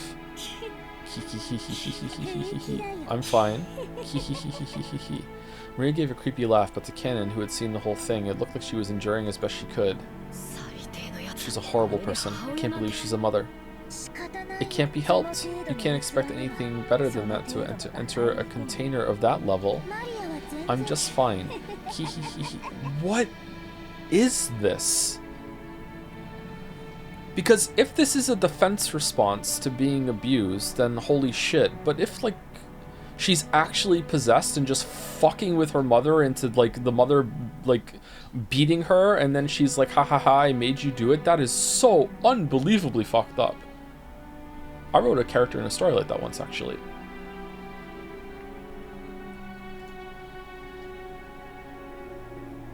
Thank you, Typo Taylor, for the resub as well. Another month, another sub. I started Umineko because of the streams. Also, the game I worked on released this month, EP. Oh, congratulations, Typo Taylor. That's a big deal. Congrats. Hope it does well. Kenan got down on his knees and picked up the trampled candy. It was tragic just looking at it. He thought about dusting it off and returning it to her, but really, he couldn't do so. He couldn't do so with it in that condition. This candy seems important, but is it just for this different scene, or what? Is it to make it abundantly clear that this is a different scene, or is it going to come back later? Like, we're going to see, maybe it is glow-in-the-dark paint somehow. Like, I don't know how that would be on a candy, and we're going to see it, like, in a dark room later. Just as he was wondering what to do, he met Maria's gaze. No, that wasn't quite right. Maria was looking at the candy Kenan had picked up. Right now, Maria's heart was surely the same as the candy that had been trampled into a pulp. Kenan realized this, but didn't know what he should do. That's right. I'll exchange it for the one I received earlier. Kenan remembered that a similar candy he'd received from Maria was in his pocket. Maria stuck out her hand. Kenan thought she was trying to take it, so he held out the candy, but Maria didn't try to grasp it. Then Kenan realized she was saying, "Give it back." No matter how tragic and trampled it was, this candy was Maria's. Her mother had bought it for her. No matter how tragic, it had to be this candy and no other. If only it were intact enough that it could be fixed by dusting it off. Kenan hung his head. Dusting it off is the most I can do. I'm sorry. Kenan held out the miserable-looking candy Maria had wanted. She took it and spoke. Thank you. A human can't do anything except dust it off, but a witch could restore it to how it once was. It would be easy for Beatrice. Maria-sama, I'm furniture. You know about Beatrice? Sama? Except for Battler, there was no way anyone related to the What? Oh, failed. Shit. Except for Battler, there was no way anyone related to the Ushiromiya family could have failed to know Beatrice's name. Okay, alright. But just now, Maria had bragged about Beatrice to Battler. So she had spoken almost as though she was meeting with Beatrice regularly. Kenan felt a sharp pain inside his left hand, which was curled into a fist. In the past, a witch called Beatrice had appeared to tempt him and Shannon. Yeah, we know. He'd always tried to think of it as a bad dream. However, Shannon insisted that it definitely was a real witch. And then, this summer, the shrine to the local Shinto god was hit by lightning, disappearing without a trace over the span of a single night. He knew about Shannon breaking that mirror, and he remembered that, as the witch departed, she said she'd eventually be revived. And now, this girl who believed absolutely in Beatrice spoke as though she'd met Beatrice herself. Kenan couldn't suppress a vague sense of foreboding welling up in his heart. I wonder if this, really, intense belief is like a really good, battery of power for Beatrice in some way. Now that she's on the island, shit can happen. Glass shatter? No. For a while, Maria remained silent, as though she could see into Kenan's heart, almost as though she was waiting for a memory of Beatrice to be revived. And then she spoke, as though it was a fact. Hee. You know, I'm friends with Beatrice. I'm even going to meet her today and play. Hee. You're going to play? Yeah, of course we'll play. We're going to have ice cream. We're going to study magic together. Hee. The face of that witch, whom Kenan had tried to pretend was a bad dream, began to slowly creep into the back of his mind. Can we see it?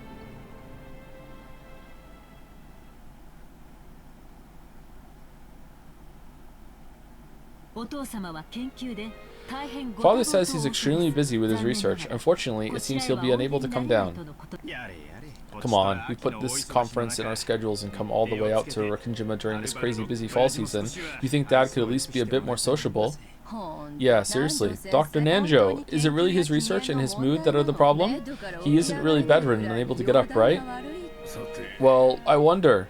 There is not much I can say. Nanjo glanced at Netsui. It seemed he thought it wasn't his place to speak without first getting Natsui's approval. Okay. This is different too? Right? This seems different to me. Huh. Thank you, Playing It Wrong, for the resub. My weeb, it's a VN. Am I clicking it wrong? Thank you very much for the resub, Playing It Wrong. Father's state of health is better than ever. It would be exceedingly rude to call him bedridden. But he only has 3 months left to live, right? Normally, wouldn't you expect him to be wasted away, unable to get out of bed? Isn't that right, Dr. Nanjo? For a normal patient, that would probably be the case. But Kinzo-san has extraordinary willpower. Perhaps that willpower has frightened even the Reaper away. Well, if he's that energetic, then I guess we have little to worry about for the near future, right? Though, if he's got that much spunk, I wish he'd at least come to greet us. Isn't the whole point of this family conference to come and see Dad's face? I'm not even sure why we came now. So true? Don't say that. If he were here, you'd complain the whole time about being unable to relax. Shouldn't we celebrate the fact that all of us siblings have gathered this year to spend some time alone? We didn't get to see him at last year's family conference either, right? Can't you understand why his blood children might want to see him after 2 years?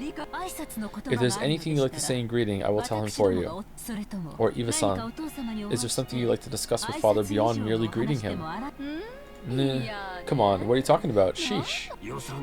Give it a rest, Eva. Natsui-san, forgive us. Eva's just worried about Father's condition as his daughter. Please try and understand how she feels. Indeed. Look how quickly you've grown to respect Father now that you know how much longer he has to live. Oh, what a line! Yes, I believe I do understand why you want to see him so much. Humph. What are you trying to say? Put it in, Nikki. Why don't we pray that his mood will improve by dinner? Anyway, we've only just arrived. For now, we're only here for a casual greeting, and we could even hold the family conference without Dad. In fact, there's a few things we siblings shouldn't bring to him until we formed a unified opinion. Isn't that right, Hideyoshi-san? Yep, just as Rudolph-kun says, yeah. Wish I could read. This is the only time of year we can all meet in person. We've got to take this valuable time seriously and be frank with each other. Even though the tea hadn't yet arrived, they were very determined. But before that, perhaps we can spare the time to enjoy some black tea at our leisure, surrounded by the wonderful furnishings of the parlor. Oh, Shannon and Cannon are here?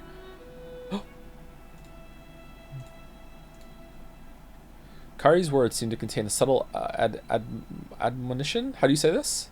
Admonishment? It's admonishment is the root here, right? Admonition. Admonition. Okay. Subtle admonition directed at everyone gathered there. They all understood as they cleared their throats and straightened their neckties, the atmosphere in the room returned to normal for a time. Admonition. Excuse me. Oh, she is here. I've brought some tea. Hey, Shan, you just keep getting prettier and prettier. Shannon entered the parlor, pushing the serving cart.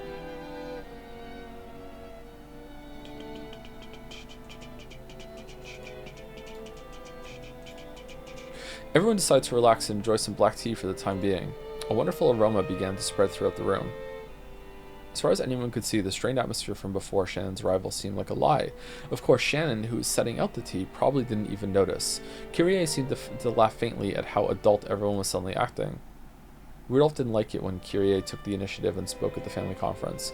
It was his worthless male pride. He probably didn't want to look like a weak man who took advice from his wife. She understood that and did her best to refrain from saying any more than was necessary. So she separated herself from the circle of siblings who only superficially appeared to be enjoying some time together alone, and casually drank her tea near the window. Okay, I don't think...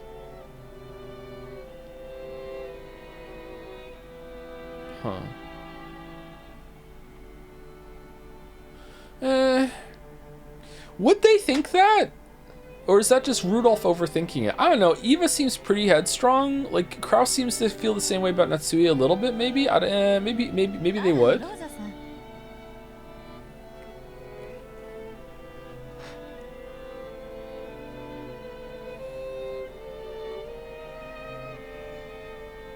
I don't think. Yeah, you're right. That's true. So she separated herself as a tail. Yeah, okay. Oh, Rosa-san. I thought you siblings were enjoying some alone time. You must be joking. Sorry, don't take it the wrong way. I'm just a little exasperated by my husband. She Just leave it up, man. Just leave it up. Just leave it up. Apparently Rosa hadn't been able to keep up with that on the surface friendliness. They'd come here to fight bloodily and dirtily, each trying to grab a part of the inheritance for themselves. She probably didn't like suddenly pretending that they were all chummy. Or maybe she was still immature for that. Too immature for that. Looks like the wind... It looks like the wind's started blowing hard out there. The plants are all shaking so much. The typhoon's probably gotten pretty close already, and Maria's still in the garden. I wonder if we'll see a lot of rain tonight. Maria-chan really has grown a lot this past year. Look at Kyrie being like, I'm trying to tell you, you need to go get your daughter without, you know, overstepping my line and telling you that you have to go get your daughter. Like, holy shit. Does it look that way? She still can't even fold her own clothing yet. No, it's true. It's because she has such an affectionate mother. She'll grow into a girl with a rich heart. Rosa fell silent. What, is Kyrie in C's? Maybe she was unsure as to what Kyrie meant by that. I'm a failure as a mother. Children don't get to choose their parents. That poor girl. Doesn't that go both ways? A parent can't choose what kind of child they have either. Rosa bit her lower lip. This isn't a matter of assigning blame. Isn't it enough that you take your time and watch over her as she grows, conscious of the fact that you'll be living together? You spend every day with Maria-chan, so you probably don't notice the small changes, but the rest of us who haven't seen her for a year can clearly see clearly how much she's grown. What a, like, oh my god. What a wonderful person. If you really mean that, thank you very much. Then, if you will excuse me. If there is anything you desire, please call for it any time. Shannon bowed politely and left the room. As Hideyoshi and Rudolph, who had a soft spot for women, watched her go, the atmosphere in the room began to revert back to what it had been right before Shannon's visit. Is it a rule so far that everyone who isn't a blood relative of Kinzo is actually a pretty good person? Hideyoshi, I'm not sure of, actually. Sometimes he tells Eva off, other times it feels like he's in on it. I'm not actually sure.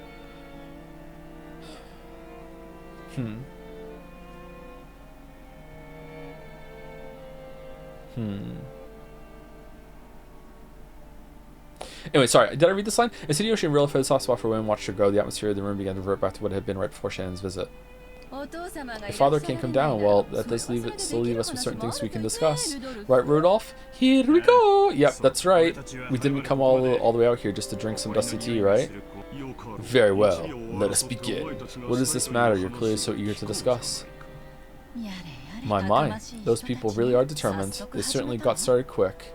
I need to join in too. If I don't assert myself, those people will quickly forget that there are 4 siblings. No, 5! Sounds like you've got it pretty tough yourself. Maybe I spoke too harshly. Forgive me. No, I don't mind. I'm the one who should be apologizing. As a pair of mothers with daughters, we should talk more often.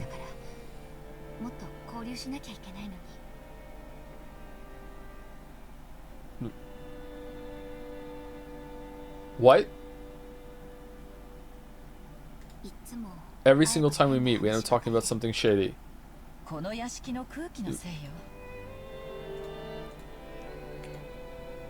Kyrie's a MILF? What? I'm sorry, I couldn't resist. I thought of the joke. I sat here being like, am I gonna say it? And then I'm like, I'm sorry, I have to say it. I'm sorry. You can blame the atmosphere in this mansion for that. Once you breathe in this air, everyone gets so straight. Just once, I'd like to have a nice long cup of tea with you when we aren't attending a family conference. There's a wonderful coffee shop in Ginza that's a favorite of mine. Please let me invite you sometime soon. Thank you, Kirie-san. That sounds great.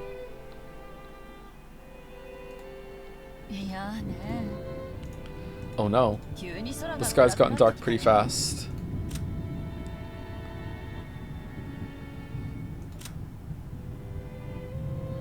Real second wife, she had already worked on 7% of those wives. Okay, it's not in there. Is that new information? Was it said once before? It was just like a throwaway line. Is it not important? It's important for her bonding right now, but it's not. Okay. Oh no, the sky's gotten dark pretty fast. I could almost believe the people in this room made the weather worse. There's already thunder. Imagine Dragons? Oh, was that one there? Huh? There really were small splashes of rain on the glass of the parlor window. The weather seemed to have worsened faster than expected. Just then, a silent thunderbolt struck inside Rose's head, and she remembered that her beloved child was out in the rose garden, and Kyrie nodded and finally. A normal girl would try to go inside if the weather got bad, but Maria was different. She would sometimes get stubborn and refuse to move if the rain or even spears fell from the sky. That's right. I told that child to just stay there doing that forever, didn't I? Oh no, Maria! Everyone looked back at Rosa when she let out a small scream. What? What is it? I'm sorry, I'm going outside for a second. So yeah, so this is completely different. Okay.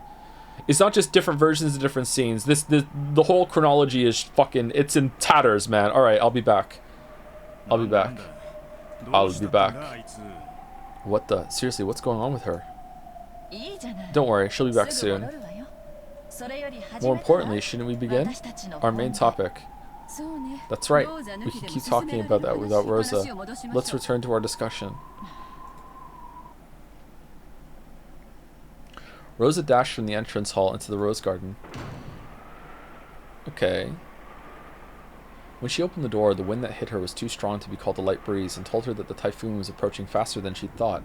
Just as Kyrie had said, the wind was mixed in with small droplets of rain. There was also a low rumble of thunder. Okay, so it's not too bad. I feel like she was out in the rain way more last time. It could start raining any time. So Rosa took out her Beatrice costume and then put her umbrella on, and then Rosa headed for the rose garden. She headed for the place where she had scolded Maria a short while ago. It was almost lunchtime. The children had been told to come to the mansion around lunchtime, so they were probably in the guest house waiting to be called. Even if Maria didn't come to them, they would surely think I took her to the mansion with me and wouldn't worry much. After all, she had been with her mother, so there should have been no reason to worry. I was here, and I abandoned my daughter to the worsening weather. Maria! Maria! Are you there? If you're there, answer me. Is anyone gonna get the reference I just did there? Well, I know someone will. I was right. She was still standing stock still, exactly the same way she had been in the place where I had scolded her. Hey! Some people get it, yeah. Held it in her hand was the candy that I bought, given her, and then stepped on and crushed. With that gripped in her hand, she stood there as the powerful winds whipped her hair about, tormenting her. I'm sorry. I'm so sorry. Sorry, Maria. Forgive Mama. Obscure game, Final Fantasy. So, well, it's not just obscure game. It's that I can't sing. So, ooh, Mama, welcome back. I waited for a long time for you to come back. The scary witch pinched me, but I stayed strong, waiting for Mama to come back without crying. Maria, forgive your Mama. Forgive your Mama. You didn't do anything wrong. You were just possessed by a bad witch again. So I'm fine. I really like you, Mama. I love you. Okay, if she's possessed the whole time, this is so fucked up. I'm sorry. Please forgive your Mama. For losing to the bad witch. Rosa buried her face in Maria's small chest, crying and begging forgiveness, and once again those tears dripped down after who knows how many times. If only the brilliant sun had been shining on the two of them, all of their cares would have evaporated, and might have felt like they could begin anew. However, what surrounded the two of them was the worsening weather. Sadly, there were only fierce winds with occasional thunder. The sound of Maria sniffling brought Rosa to her senses. If Maria stood exposed to the wind for too long, she'd probably catch a cold. Okay, Maria, it's almost time for lunch. Why don't you come back to the mansion with me? Alright, so no umbrella this time? Ooh, won't go. Why not? Rosa thought she'd already received Maria's forgiveness, so she hadn't imagined Maria would refuse. But that expression on Maria's face didn't look like that of a child resisting her mother, so Rosa couldn't understand why Maria wanted to stand still pointlessly as the weather grew even worse. Maria answered that question. It's Beatrice. She'll be here really soon, so I'm waiting. Are you flowy, Maria? Rosa struggled to find words for a moment, then fell silent. They'd only just managed to make up after all. She chose her words carefully, trying to get Maria to come with her to the mansion without denying the witch outright. Beatrice is coming? Ooh. Really? Then instead of waiting here, why don't we wait in the mansion? If you stay in this wind too long, you'll catch a cold. She'll come. Beatrice will come. And when she does, I'll give her candy. I'll do trick or treat. I'll give her a jack-o'-lantern marshmallow candy and say, Happy Halloween! Ooh. Maria pulled yet another sweet out of her handbag, moaning ooh ooh. Rosa was bewildered and didn't know what to do as Maria started being difficult again. At that time, there was a sudden blast of thunder. It It was probably a sign that this island had been sealed off by the storm, detached from common sense and reality. So after this moment, all common sense would probably cease to apply. The wind blew even stronger, and amidst that blizzard of scattered rose petals, a figure appeared, leaving Rosa unable to imagine that this was a scene from reality. It was probably, no, definitely, fantastical. After all, that shadow of a person was Kinzo in a witch outfit. Oh, whoa! Holy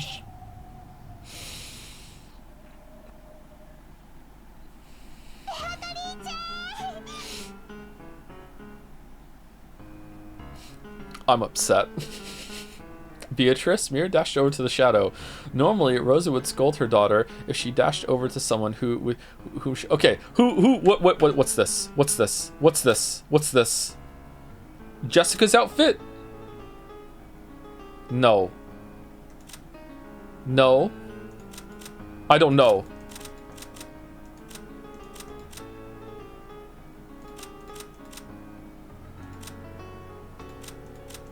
It's something. It's something. My brain. It's. It's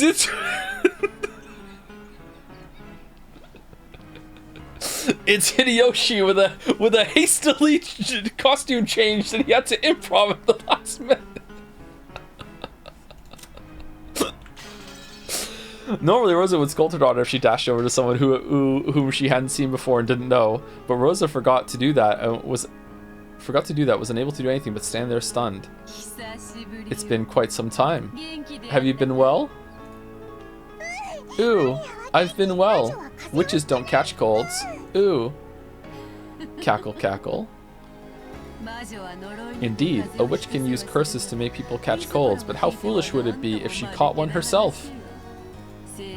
From now on, you should take care not to catch something like a cold yourself. She patted Maria's head as she said this, smiling roguishly. Rosa couldn't have known the name of the woman who was happily spoiling Maria.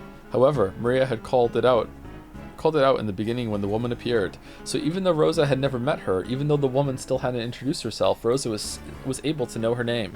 However, that name held a special meaning on Rokkenjima and in the Ushiromiya family. There's no way something that stupid could be. Pitorichi! Happy Halloween! Look at what we bought. I'll give you one too, Beatrice. Indeed. Happy Halloween. Oh, is this for me? How truly adorable that a candy would be made out of this. The lonely light of a man lost in the darkness of purgatory, unable to go to heaven or hell. It's Battler in candy form. I will enjoy this right now on this island that has been cut off from both from the world of humans and the world of non-humans. There may be no more suitable sweet. Cackle, cackle.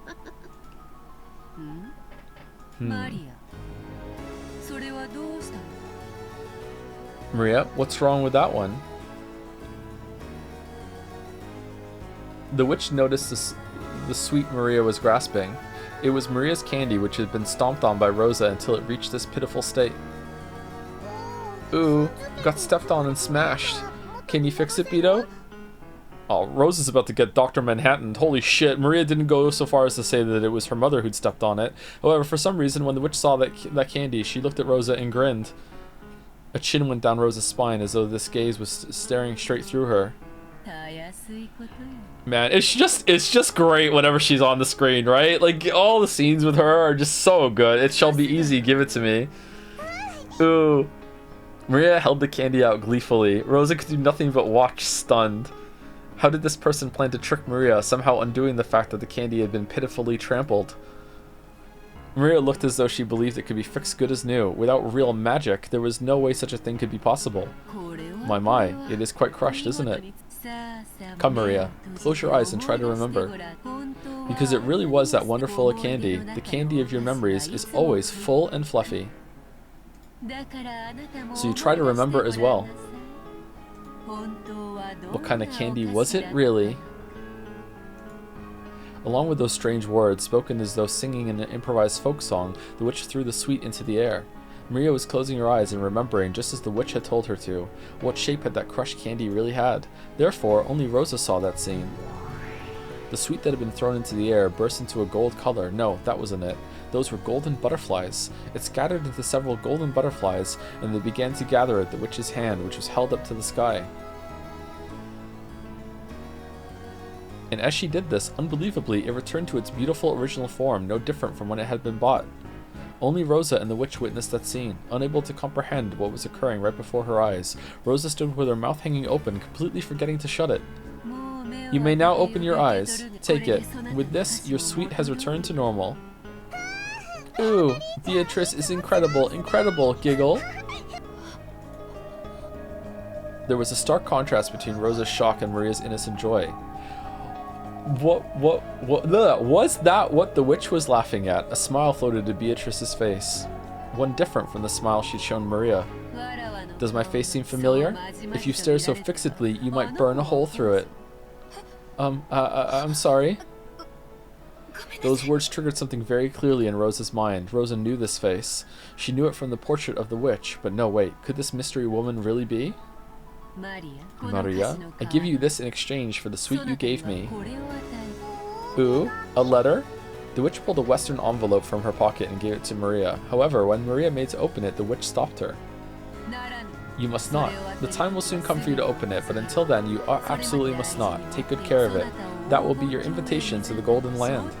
The Golden Land! So you'll finally take me there. Giggle. Giggle. Take it and treat it with care. You must not show it to anyone.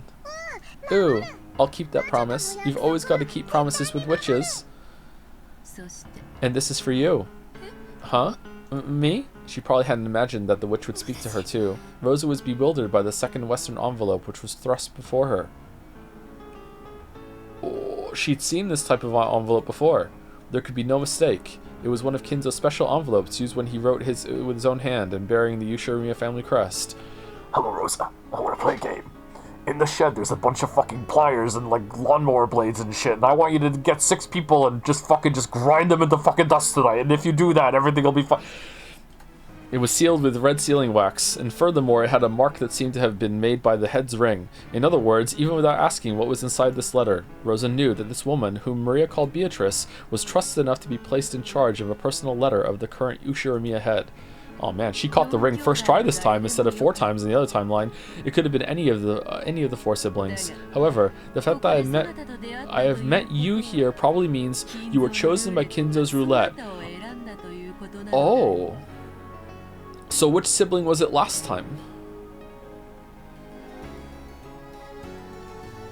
Was it Kraus and that's how you found the gold?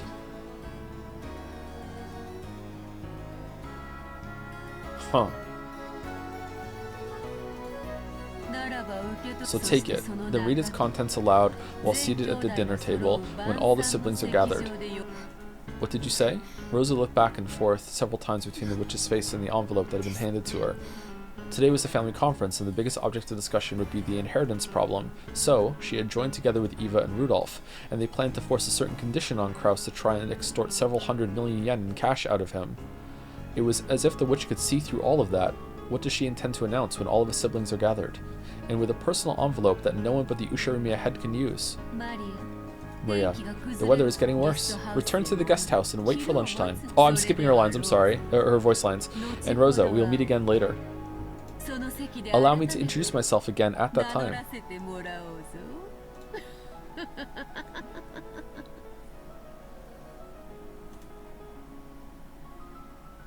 The witch turned her back to her, laughing.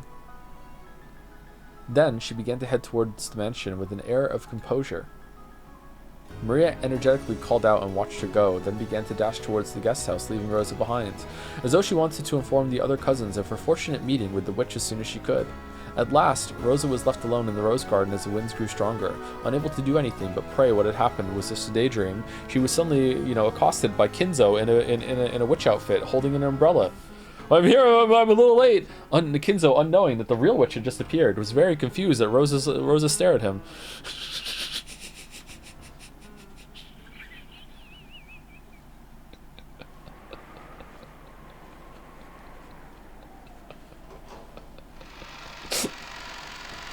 You know what? We haven't saved it in a while. When the witch reached the entrance hall, Genji could be seen there. Genji welcomed the guests approaching from the entrance hall with a respectful bow. Wow. Wow.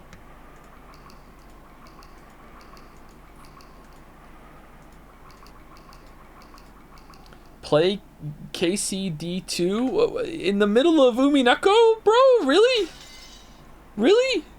You're here campaigning for a sequel of a game that I haven't even played? What? In the middle of Umineko?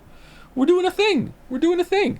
Thank you, Paste5H, for gifting a sub to Gantz. Was pretty good. Yeah, true. Thank you, Paste5H. Thank you, The Perfect Noob, for the resub. Hey, Joe. Hey, Perfect Noob. Thank you, Human Kirby, for the new sub. Welcome, Human Kirby. Nintendo Sonic. Welcome. Thank you, Triport Triage? Triport Triage? One of those for the new sub. Welcome. Thank you very much, Clofus. And thank you, Maxilly. Or Maxi, for the resub as well. Thank you.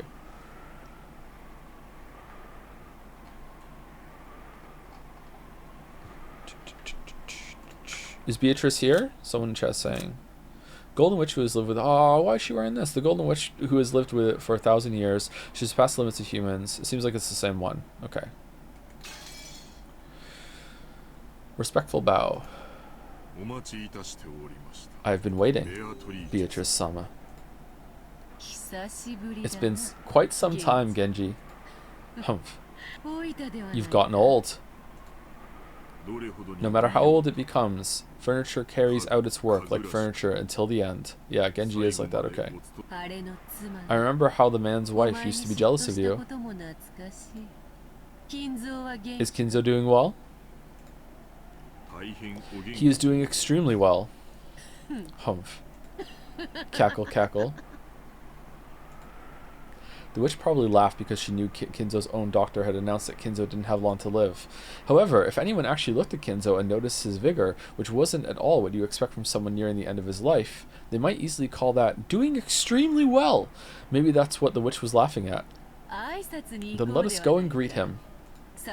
I look forward to hurling curses at each other after 30 years. As the witch grinned, she started walking, leaving Genji behind. Her gait was like that of a family member who knew the inside of the mansion well. Genji followed her in the manner of one who served her. Glass? No? At that time, Kyrie came out of the parlor. She'd probably gone out to fix her makeup or something. And when she saw Genji following a witch, she was surprised, although her expression did not change. What?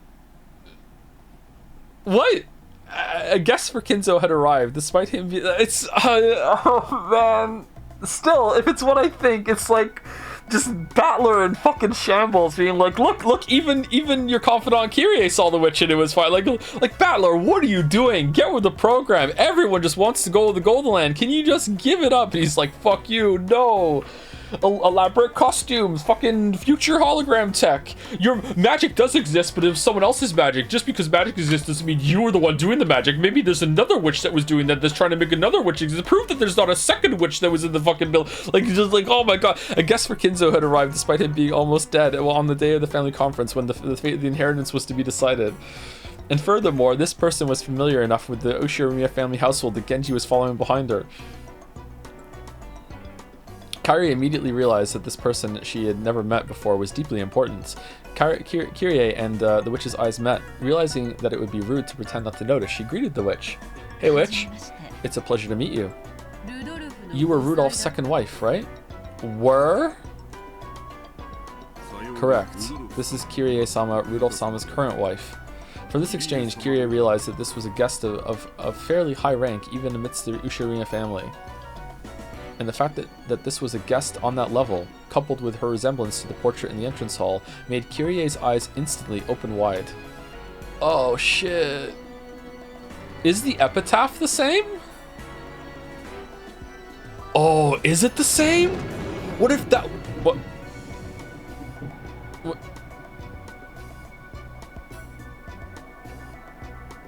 Okay, I need a poll right now. Which outfit's better? I need a poll right, mods. I'm disappointed. There's one. I need a poll right fucking now. Therefore, more than anything else, I need a poll comparing the witches' outfits right now. Let's go. Pleased to meet you. I'm Kyrie. I wonder if this is our first meeting. All right, is it different? It is different now. Oh The mysterious visitor and the 19th person who appeared on the day of the family conference. She goes by the same name as the Golden Witch who gave the gold to Kinzo. Her reasons for visiting are unknown. She was ushered into the VIP room, which no one had been allowed to use in the past. Is it just a hired actress? Is it like he found someone that's like just like a fucking doppelganger for the... Wait, hold on. He's the one who commissioned the portrait, so he can make her look however he wants. So he found someone who he can model the portrait after, so he could bring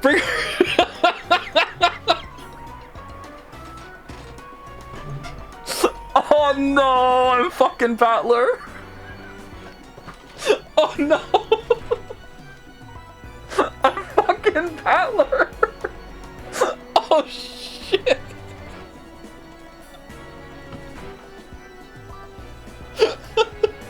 New outfit 1? Okay. Pleased to meet you. I'm Kira. What if this is our first meeting? If we have met before, I apologize for forgetting your name. So you intend to force me to state my name, even though you already have a vague idea of the answer. Kyrie thought she'd given a sociable and humble greeting. Her expression grew slightly cloudy at that openly oppressive response. At any rate, this didn't seem to be a person she could grow like. You know what this reminds me of? Is it Elizabeth Hurley has the movie with Brendan Fraser in it, where she plays the devil and she's in like a variety of provocative outfits as the movie goes on. Has anyone seen? Is it Elizabeth Hurley, or am I thinking of something else? A different actress. That was a fun movie.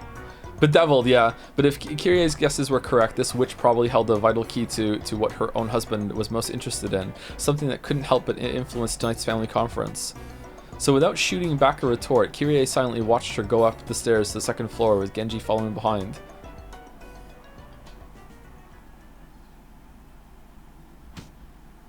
So when someone tapped her shoulder from behind, she was so surprised she almost choked. Is it Battler? It was Natsui. Kirie-san? Why are you standing still in a place like this? Oh, it's changed back. Are you not feeling well?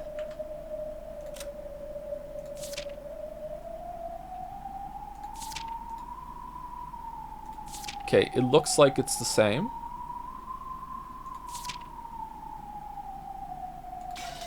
But maybe if we read the epitaph in this version, it'll change maybe. I'm sorry, I was just fascinated by the portrait of the witch for a bit. Oh, you mean the Golden Witch Beatrice? The one whose gold was supposedly necessary for the revival of the revived Ushirima family we see today. That witch? Yes, that witch. Quite a fantastical story, just what one might expect from father. Natsui spoke in a perfectly ordinary way. It was the sort of comment you'd expect from someone convinced that the thought of a witch existing was ridiculous, no more than another of Kinzo's ramblings. However, for some reason, that point of view didn't seem quite right to Kyrie now. Just a moment ago, she herself had seen the Golden Witch come in from the entrance hall and climb up the stairs. So Natsui's words made it feel as though someone was trying to deny the existence of that person, or else make it seem like she was never there to begin with. Oh shit. I'm sorry. Maybe I'm getting a bit of a headache. I think I'll rest for a little while. Oh, is that so? Then I have some good headache medicine. Just make sure you read the bottle. I'll get it for you. Oh, the look on her face there.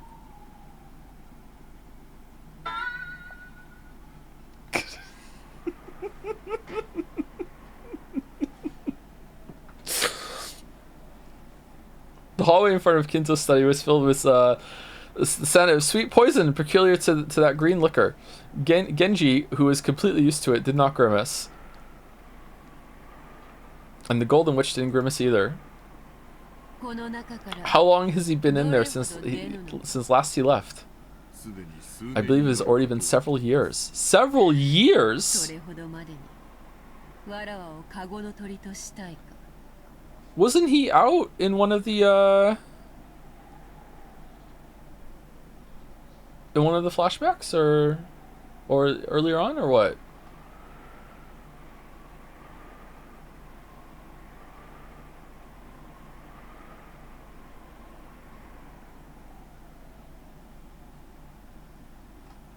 Okay. How pitiful.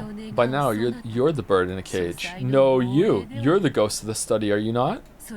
How pitiful that he is unable to recognize even that. Until he meets you again, he will probably continue his research, even after literally becoming a ghost. Is it love or madness or a delusion? And yet perhaps even those can form magical power when strong enough. You sad magician. The witch grasped the doorknob to the study. When she did, there was a sound like that of flesh burning and splitting open.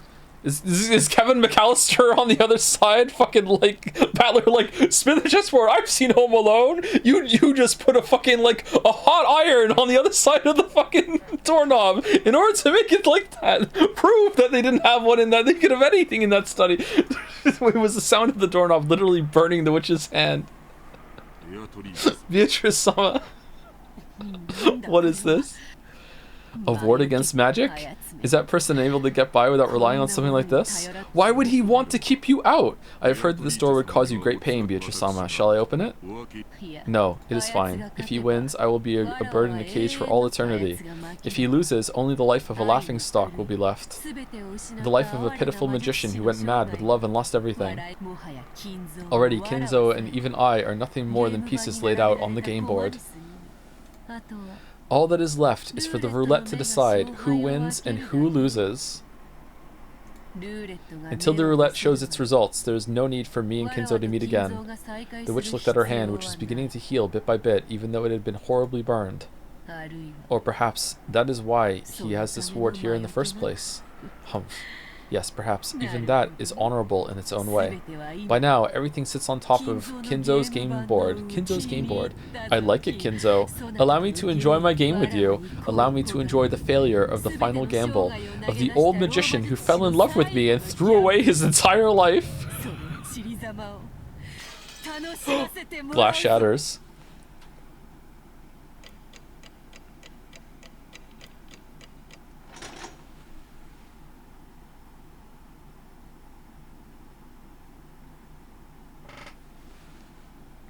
This is good.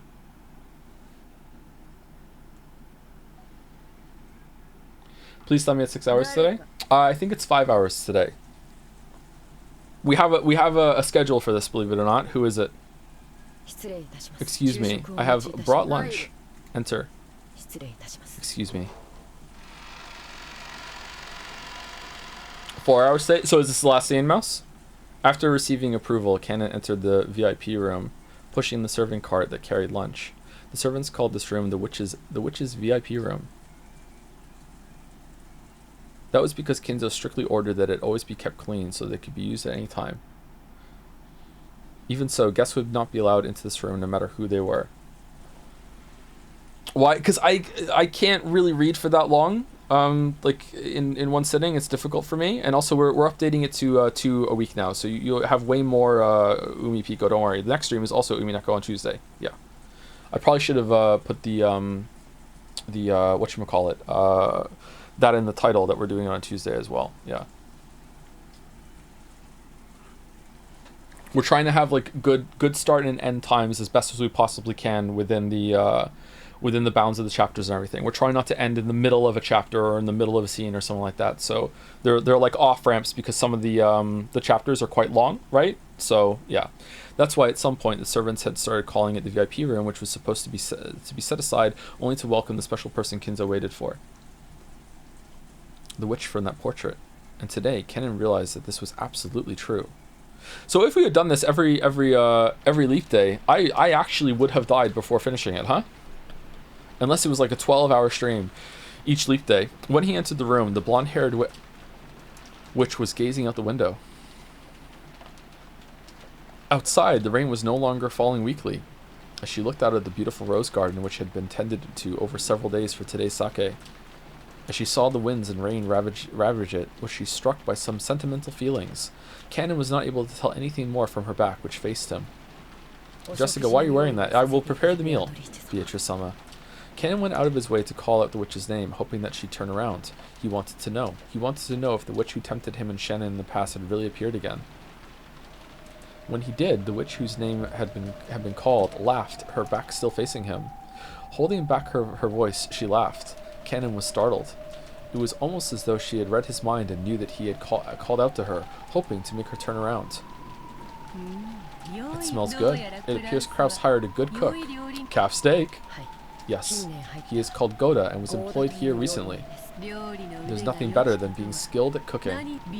Delicious food completes the 3 pillars of pleasure for living in the human world. It is the secret to preventing boredom after 1,000 years. Cackle, cackle.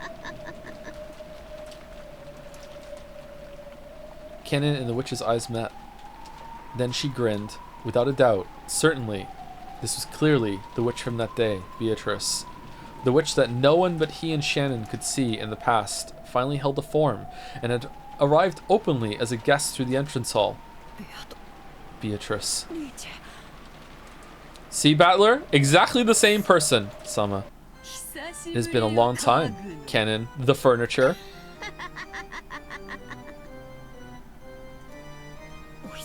It has been quite some time. Canon tried to remember to be polite to this guest for the time being, but the visit of this suspicious witch made dark clouds start to enshroud his heart, especially considering that today was the family conference. You appear to be uneasy about what I plan to do now that I have appeared. Am I right? Canon didn't force an answer. This witch probably reads minds, so it's pointless to go to the trouble of saying it out loud. Of course, she could read even his inner resistance.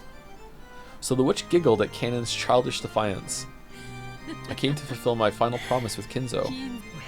Your final promise with the master? I lent Kinzo a mountain of gold. When Kinzo gives that up, it will be returned to me with interest. I came to accept that interest tonight. I don't know what you're talking about. However, uncertainty began to gather in his heart. Whatever this witch had to say, it couldn't be anything good. Cackle, cackle. There's no mistake. Whenever witches have something to say, it's never anything good. You are correct. However, like scissors, the potential of witches depends entirely on how they... What? How they are used. Sometimes there are those like King Solomon who succeeded in great exploits. However, most who make use of us end up meeting a cruel fate, just like in fairy tales. Cackle, cackle. But Kinzo is crafty. He has incorporated even my collection of the interests into his ceremony. Is he an absurdly powerful magician who can surpass even me? Or else a mere fool possessed by madness? Amusing. Truly amusing. Canon couldn't guess what the witch was muttering and laughing about. All he knew was that anything that made this witch laugh must have the exact opposite meaning for everyone else. I don't know, I'm enjoying it, and in the back of his mind, the horrifying words the witch had spat at him in the past began to resurface. What, did you think I'd lend you my power and ask for nothing in exchange? I'll gladly assist a pair in love, and in exchange I'll enjoy watching the cruel fate they'll eventually meet. I have never come across a better show, not over the course of 1,000 years. Nice. Nice. Could it be that you... Cackle, cackle.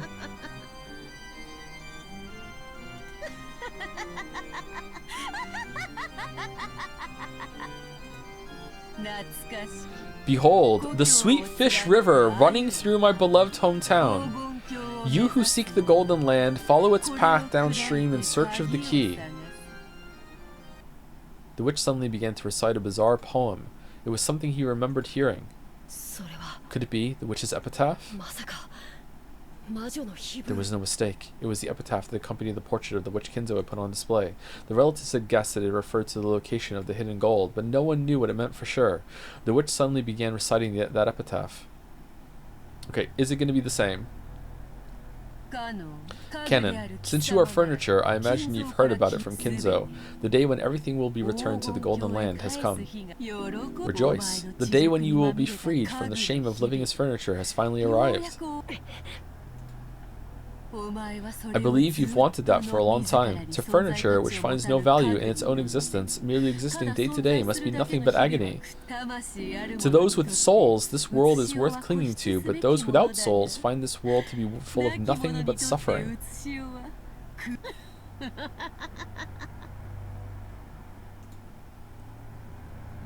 Complicated expressions flitted across Canon's face. This was the day of release that Canon had been looking forward to. However, the coming of this day had been mercilessly sudden, and for some reason he didn't didn't like the hateful tone used by this witch as she informed him of the coming of this long-awaited day of rest. Okay, get out of the way then. Make room for someone with taste. Kanon couldn't even decide what emotion he should be feeling. Why do you not rejoice? Could you actually have some regrets left in the real world as mere furniture? I have no regrets because I am furniture.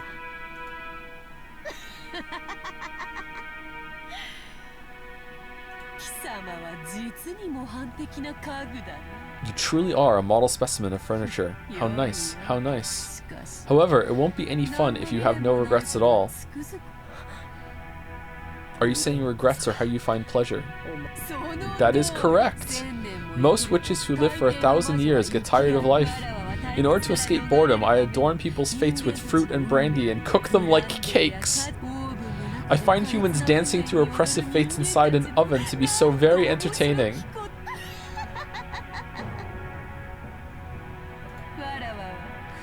You see, I'm actually a tad famous in this regard.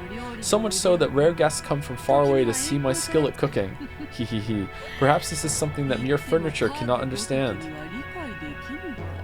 Kanon couldn't understand what the witch was saying. However, he fully realized that this was a terrifying being who treated the fate of humans as a show, enjoying it whenever some harm befell them. However, furniture has no soul or life, much less a fate. Pitiful furniture does nothing but serve until the day they're released from the real world. To furniture like that, the witch who had come to release them from everything was a being to be received with overflowing affection. Even though the day Kanon should have been waiting impatiently for had come, he was confused by his own inability to accept it so easily. I'm just adding words. Why was it? The face of Shannon, the person he loved as sister, rose to his mind. And for some reason, Jessica's face did too. Kanon is like, I don't know, the two of them smashed together make her. It's alchemy. Kanon bit his lower lip hard enough that it hurt. Thinking about Jessica like that was something furniture must never do. Even though he thought he'd known that, even though he'd complained about Shannon's relationship, why was it that Jessica rose into his mind at a time like this? Love. He felt a little shameful at his own naivety. It is naivety, right? Naivety. And to forget about Jessica, he turned his thoughts to Shannon. Shannon is also furniture. She has no reason not to rejoice at the coming of the day when all will turn to nothingness. But Shannon, through her relationship with George, has experienced an emotion forbidden to furniture. Even though she isn't qualified to be bonded with him, she's still trapped in a dream that she isn't allowed to leave. Will Shannon be able to joyfully accept this development? No, she won't. Shannon still has lingering regrets. Those will probably become a great source of pain and torture for her. And those lingering regrets were planted by none other than this witch. Why? Because that would be more interesting. Nothing more. This day that Shannon should have been waiting impatiently for will probably be a harsh burden for her, giving her emotions that she must never experience. I thank you for granting me, us furniture, the day of our release. And I hate you for making this day so difficult for Shannon to accept.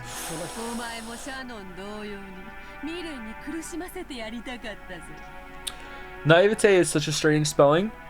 The sound at the end is an A. Yeah, I said it right there. I don't know why, but I know how to say that word, but when I see it read, I want to like pronounce it a different way. It's weird, huh? I want to make you suffer from your regrets as well, just like Shannon. However, you continue to live like furniture with foolish honesty, never getting ensnared by me. And yet, it seems you love Shannon a little too dearly, right? Cackle, cackle, cackle. Once again, the French has fucked us.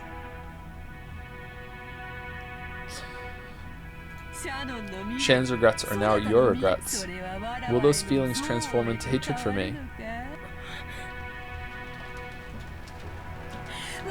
If you wish to kill me, give it a try. Cackle, cackle, cackle.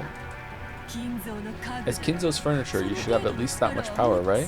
However, if you kill me, then the day of rest for furniture will not come for all eternity. Could you bear to live like that? Are you truly capable of resisting when I try to release you?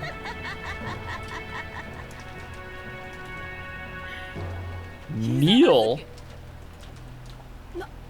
Well, what? Kneel and kiss my shoes. Otherwise, I will leave this place. I'll go back and never show myself again for all eternity. So, Kanon, do you think you could bear to live like that? If the door to the Golden Land is opened, your hard life as furniture will end. If you desire, I can even give you life as a human. After that, you will be on the same level as Jessica. Surely you want to experience a taste of love. Is this like an indoctrination to this ideology so they could just be so more easily controlled? Like how long in advance was this set up? What the fuck?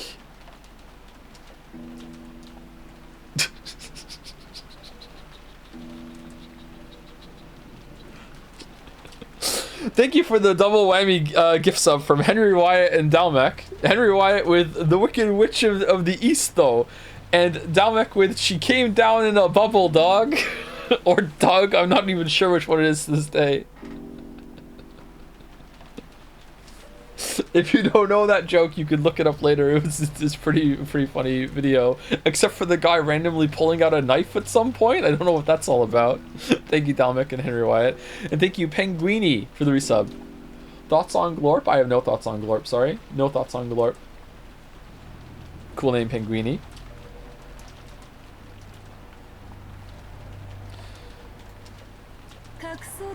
There's no point trying to hide it. After seeing Shannon indulging in the sea of sweet love, you grew jealous. You are sorely tempted to know the taste of love. Stop it, stop it. Are you trying to ensnare me again? I won't be reduced to a toy for your amusement. Oh, Canon, you already are. Oh, then I will be satisfied with Shannon alone. After all, you aren't the only one who is implanted with a seed. Even fruiting plants sometimes fail to bear fruit after all. The one who attains the key must then travel to the Golden Land in accordance with these rules. On the first twilight, offer the 6 chosen by the key as sacrifices.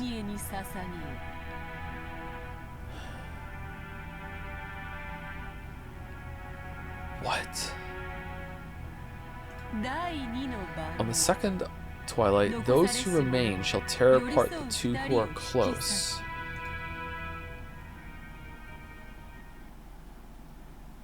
The witch recited the epitaph again. It was so sudden and diverged so strongly from the current topic.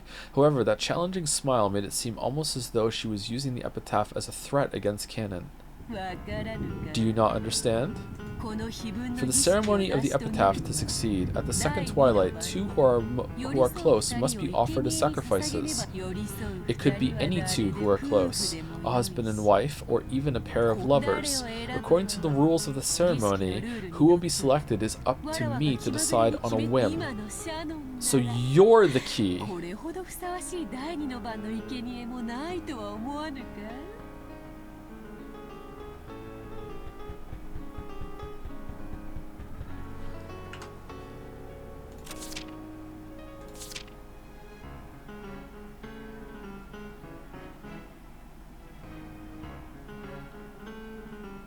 Are you? Don't you think there could be no more fitting a sacrifice for the second twilight than Shannon as she is now? Cackle cat.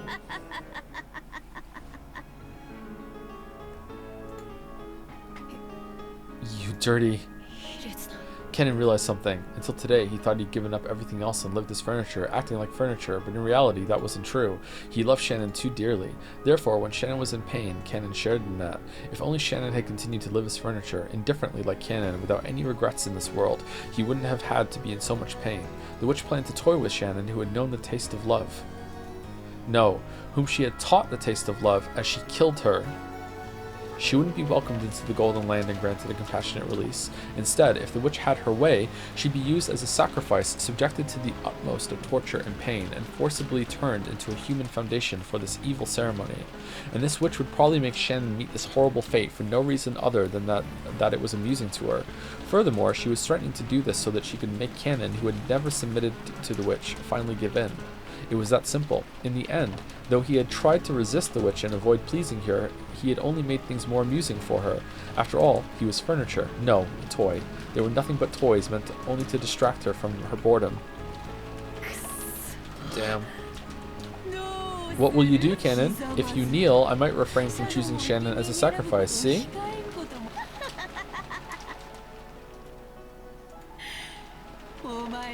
I've always wanted to make a toy like you surrender someday.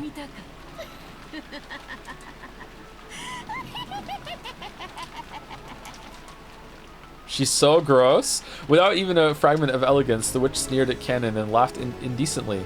That's right. She predicted Canon's submission even before he made that decision himself. Canon chose to get down on both knees in front of the witch. It didn't matter what happened to himself. However, the one thing he couldn't bear to see was Shannon, who had given him his only reason to live during his days as furniture, being toyed with like this. That was why kissing the shoes of the witch was an easy oath for Canon to make. When his quivering lips actually touched the witch's shoe, Beatrice let a look of ecstasy rise to her face, then laughed with a voice filled to bursting. At that moment, the witch, who had grown bored of life after 1,000 years, was completely filled with the evil emotion that she lived for. So this is like I'm guessing like a gesture of like belief, respect, and for a being like her, it's probably like nourishing, like giving her more power. I don't think it's all for the lols, but maybe? I don't know.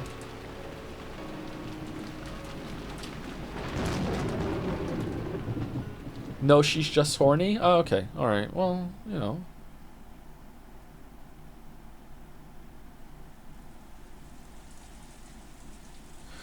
When lunch ended, the relatives moved to the parlor. Rosa had bought a high-class brand of black tea from a famous store in Ginza. That had been served, and the parlor was filled with a pleasant aroma. Since the children were there too, the adults tried to interact like normal relatives on the surface, talking peacefully about recent events and how the children were growing up. It had started raining, so the children couldn't do anything but sit here like this, watching TV, unable to go outside. Maria was apparently a TV kid, and she kept watching a boring daytime program without getting bored, giggling all by herself. At first, Ballard joined in, seeming to deepen his relationship with Maria. Is Mouse still here? Mouse, are we like when the glass shatters, or what?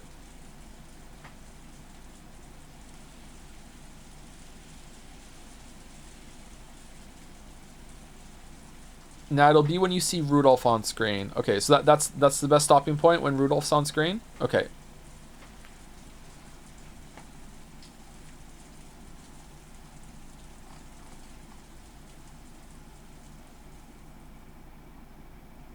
Rudolph hide. Is it worth taking another break or no?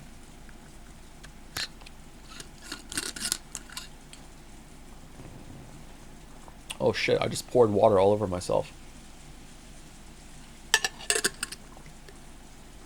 Okay. Okay. 4-hour streams for Umineko are probably going to be standard, chat, because otherwise I'm going to stop being able to keep track of it, and like the reading is quite strenuous. I'm sorry. Even the Persona streams I start to really like the word I usually use is wilt. I start to wilt in like the 5th hour, so, and I'm not reading as much in the Persona streams. The reading is actually pretty strenuous, so yeah. Sometimes I will go 5. Sometimes if it's like really important to keep going, like end of an episode, like, or end of a whole thing, then I might like go even longer. But I have to like have the shorter days in order to have the the means to do the longer ones. At first, Ballard joined in, seeming to deepen his relationship with Maria, but he had gotten up early that morning and was gradually hit by a wave of drowsiness. Fwah. Oh, that's a big yawn. Did you get up really early this morning? No. Well, sorry like that. And now all the tension's gone. I've started getting sleepy while listening to the sound of the rain. Tension? Hee. You call freaking out like that tension? At least it is for me. Battler gave another great yawn and slowly lay down on the sofa. Great yawn! He really did look tired. George and the others had tried talking to him, thinking it was a sign of boredom, but when they realized he really was sleepy, they decided to let him be. My. They say that if you lie down right after eating, it'll become a mackerel. Oh. Stop kidding around. Goto-san said we'd be having calf steak tonight. That make it mackerel steak. Kumasama-san, he looks pretty tired. Could you get him a blanket? Oh, here you go. Kumasama brought a blanket over from the shelf. The large parlor wasn't cold, but the air had gotten a little chilly. So when Battler took the blanket, he immediately wrapped himself up in it like a turtle. You really were sleepy. When would you like to wake up? I'll wake you. Nah, can't say I've got any particular requests. You can wake me up if you need something from me, and if you don't, just let me sleep forever. Night. And then everyone died. Ooh, Battler sleeps. He's gonna wake up. Maria's gonna be singing the song in the corner. Do, do, do. All the blood. He's gonna be like, oh my god, what is this, gore? What the fuck are we do? Battler's sleeping. A nap? A nap? Ooh, I'll do it too. Maria, Battler's sleepy, so you gotta leave him alone. Kumasawa-san, could you give us another blanket? It was doubtful whether Maria really wanted to take a nap. She probably saw Battler wrapped up in a blanket and wanted to do the same. When she received the blanket from Kumasawa, she joyfully wrapped herself up in it and set up camp in front of the TV. Sheesh.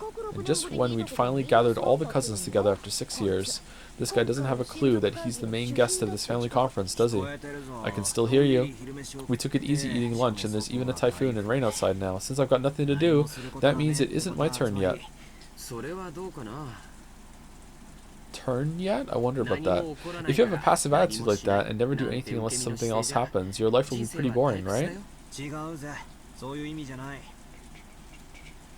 No, that's not what I mean. How should I put it? At times like this, I like to think about it this way. It isn't my turn. If this were a play, it wouldn't be my turn to go on stage. Ah, okay. Alright, we're getting a little meta. So the best thing to do is stay on the wings of the stage. You're always the main character of your own life, right? Why are you acting like you're in a supporting role? You've got to move forward by yourself and get up on the stage. That's not what I mean. I'm trying to say it's not my turn yet. Qua. Sorry, I'm sleepy and my mind's a mess. Give me a break. No kidding. You're so sleepy, you're spouting nonsense. Let's leave him be for now. Hey, I can't let him get away with saying crap like that. You're always the main character in your own life. I've got serious issues with what Battler's saying. He's just half asleep. Don't take him too seriously. It's just that lack of guts. You know, not wanting to go on stage just because you think you can't be the main character. Something about it just pisses me off. With distanced eyes, Jessica gazed out the window at the gray rose garden obscured by the rain, and then Nanjo, who's been in the corner the whole entire time, started speaking. When she put her forehead up against the glass, the pleasantly cool sensation seemed to chase away memories she was trying to forget. Someone else did that last time too, didn't they? Was it Natsui? Daughter does it this time, so it just wasn't your turn yet, is that it? Then just when will you get up on stage? In that case, who the heck is the main character on this stage?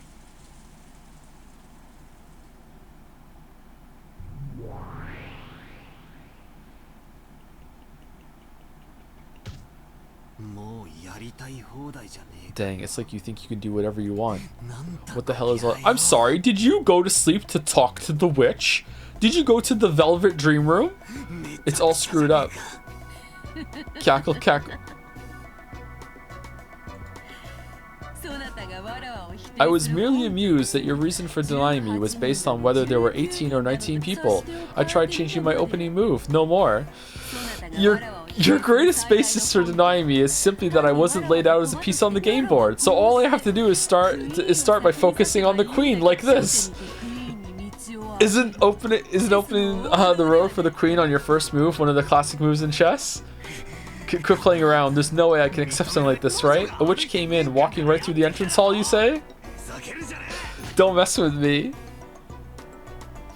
What's this? In the last game, I gave you incredible freedom in making your moves, correct? This time, all I'm doing is moving my pieces in response to your moves.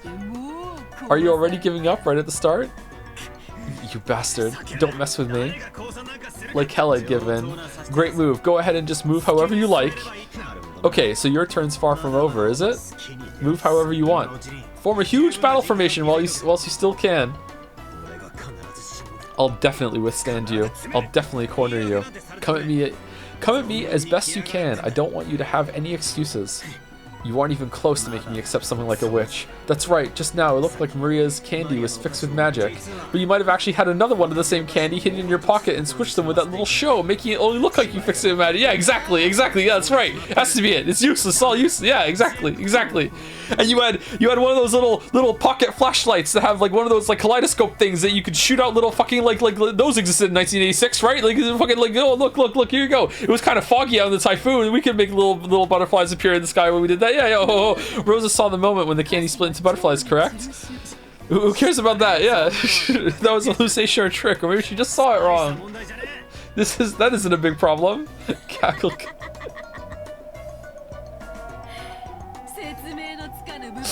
So you throw out the part you can't explain as trivial? I see. Is that your move in response to mine? You've dug your own grave. Ushuria Battler. Oh, it still isn't your turn yet. Allow me to make my move for a little longer. It has barely begun. The turn of the witch.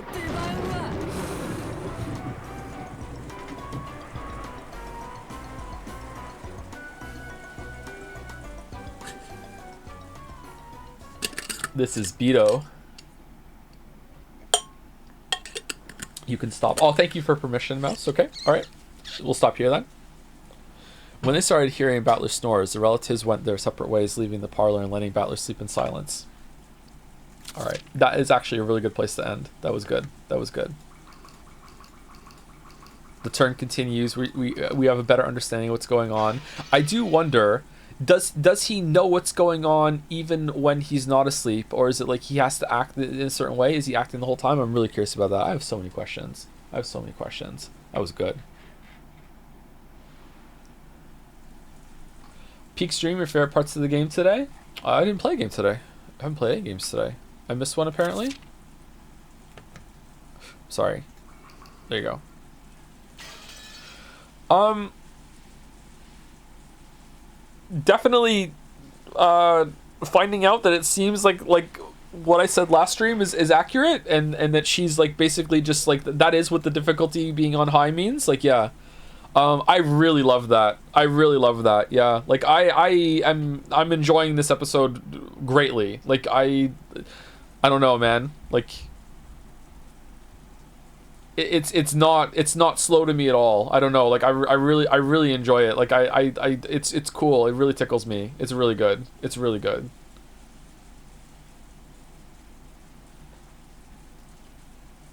Do you love it? Too soon to say? And this is the worst episode? I mean, it is the worst, I think, yeah. Some people said it's the worst one. Can you look at Bitorichi's thighs? Again? It's important, I swear. No alternative motive for sure. Again? What? For the tattoo? For the emblem?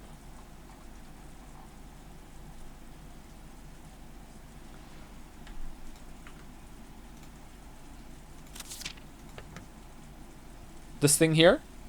Yeah, I noticed. It's the same one that, it's the other half of what Shannon has, right? No, we're just horny? Oh, okay. Alright.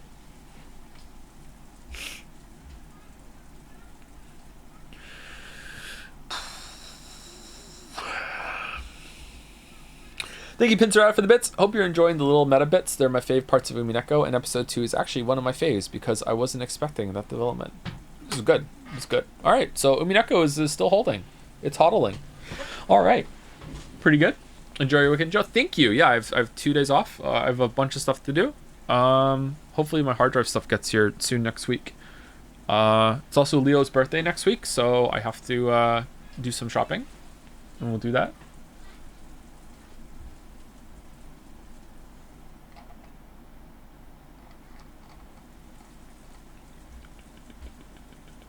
Do we have anyone to raid? Is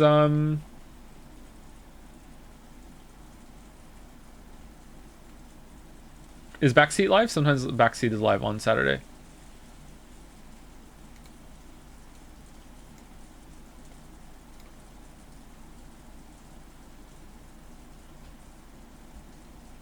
Backseat is live? Okay, let's raid Backseat then.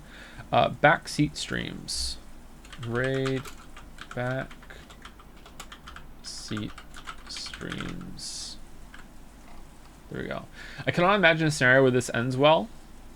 But if it does, this might be peak metafiction. It's so good. I love the characters too. Yeah, I'm bracing for it to get bad. Yeah, I'm bracing for the cliff. Yeah. I don't know. This is doing a lot of things really well, but it's also doing a lot of things really well for that I personally like in fiction a lot. So I'm gonna be super biased against not for this. So I'm trying to like have that bias in my mind as we continue. Because I don't want to be in the position where I'm like I'm trying to like justify, oh, you know what, this isn't that bad, you know, that sort of thing, because Yeah, it does things that I like in particular. Yeah. Yapping after raiding. Well, the people are joining the raid. We haven't sent it yet. Anyway, I'll see you all on Tuesday for more of this, and then on Wednesday we're back to Persona 3. See you later.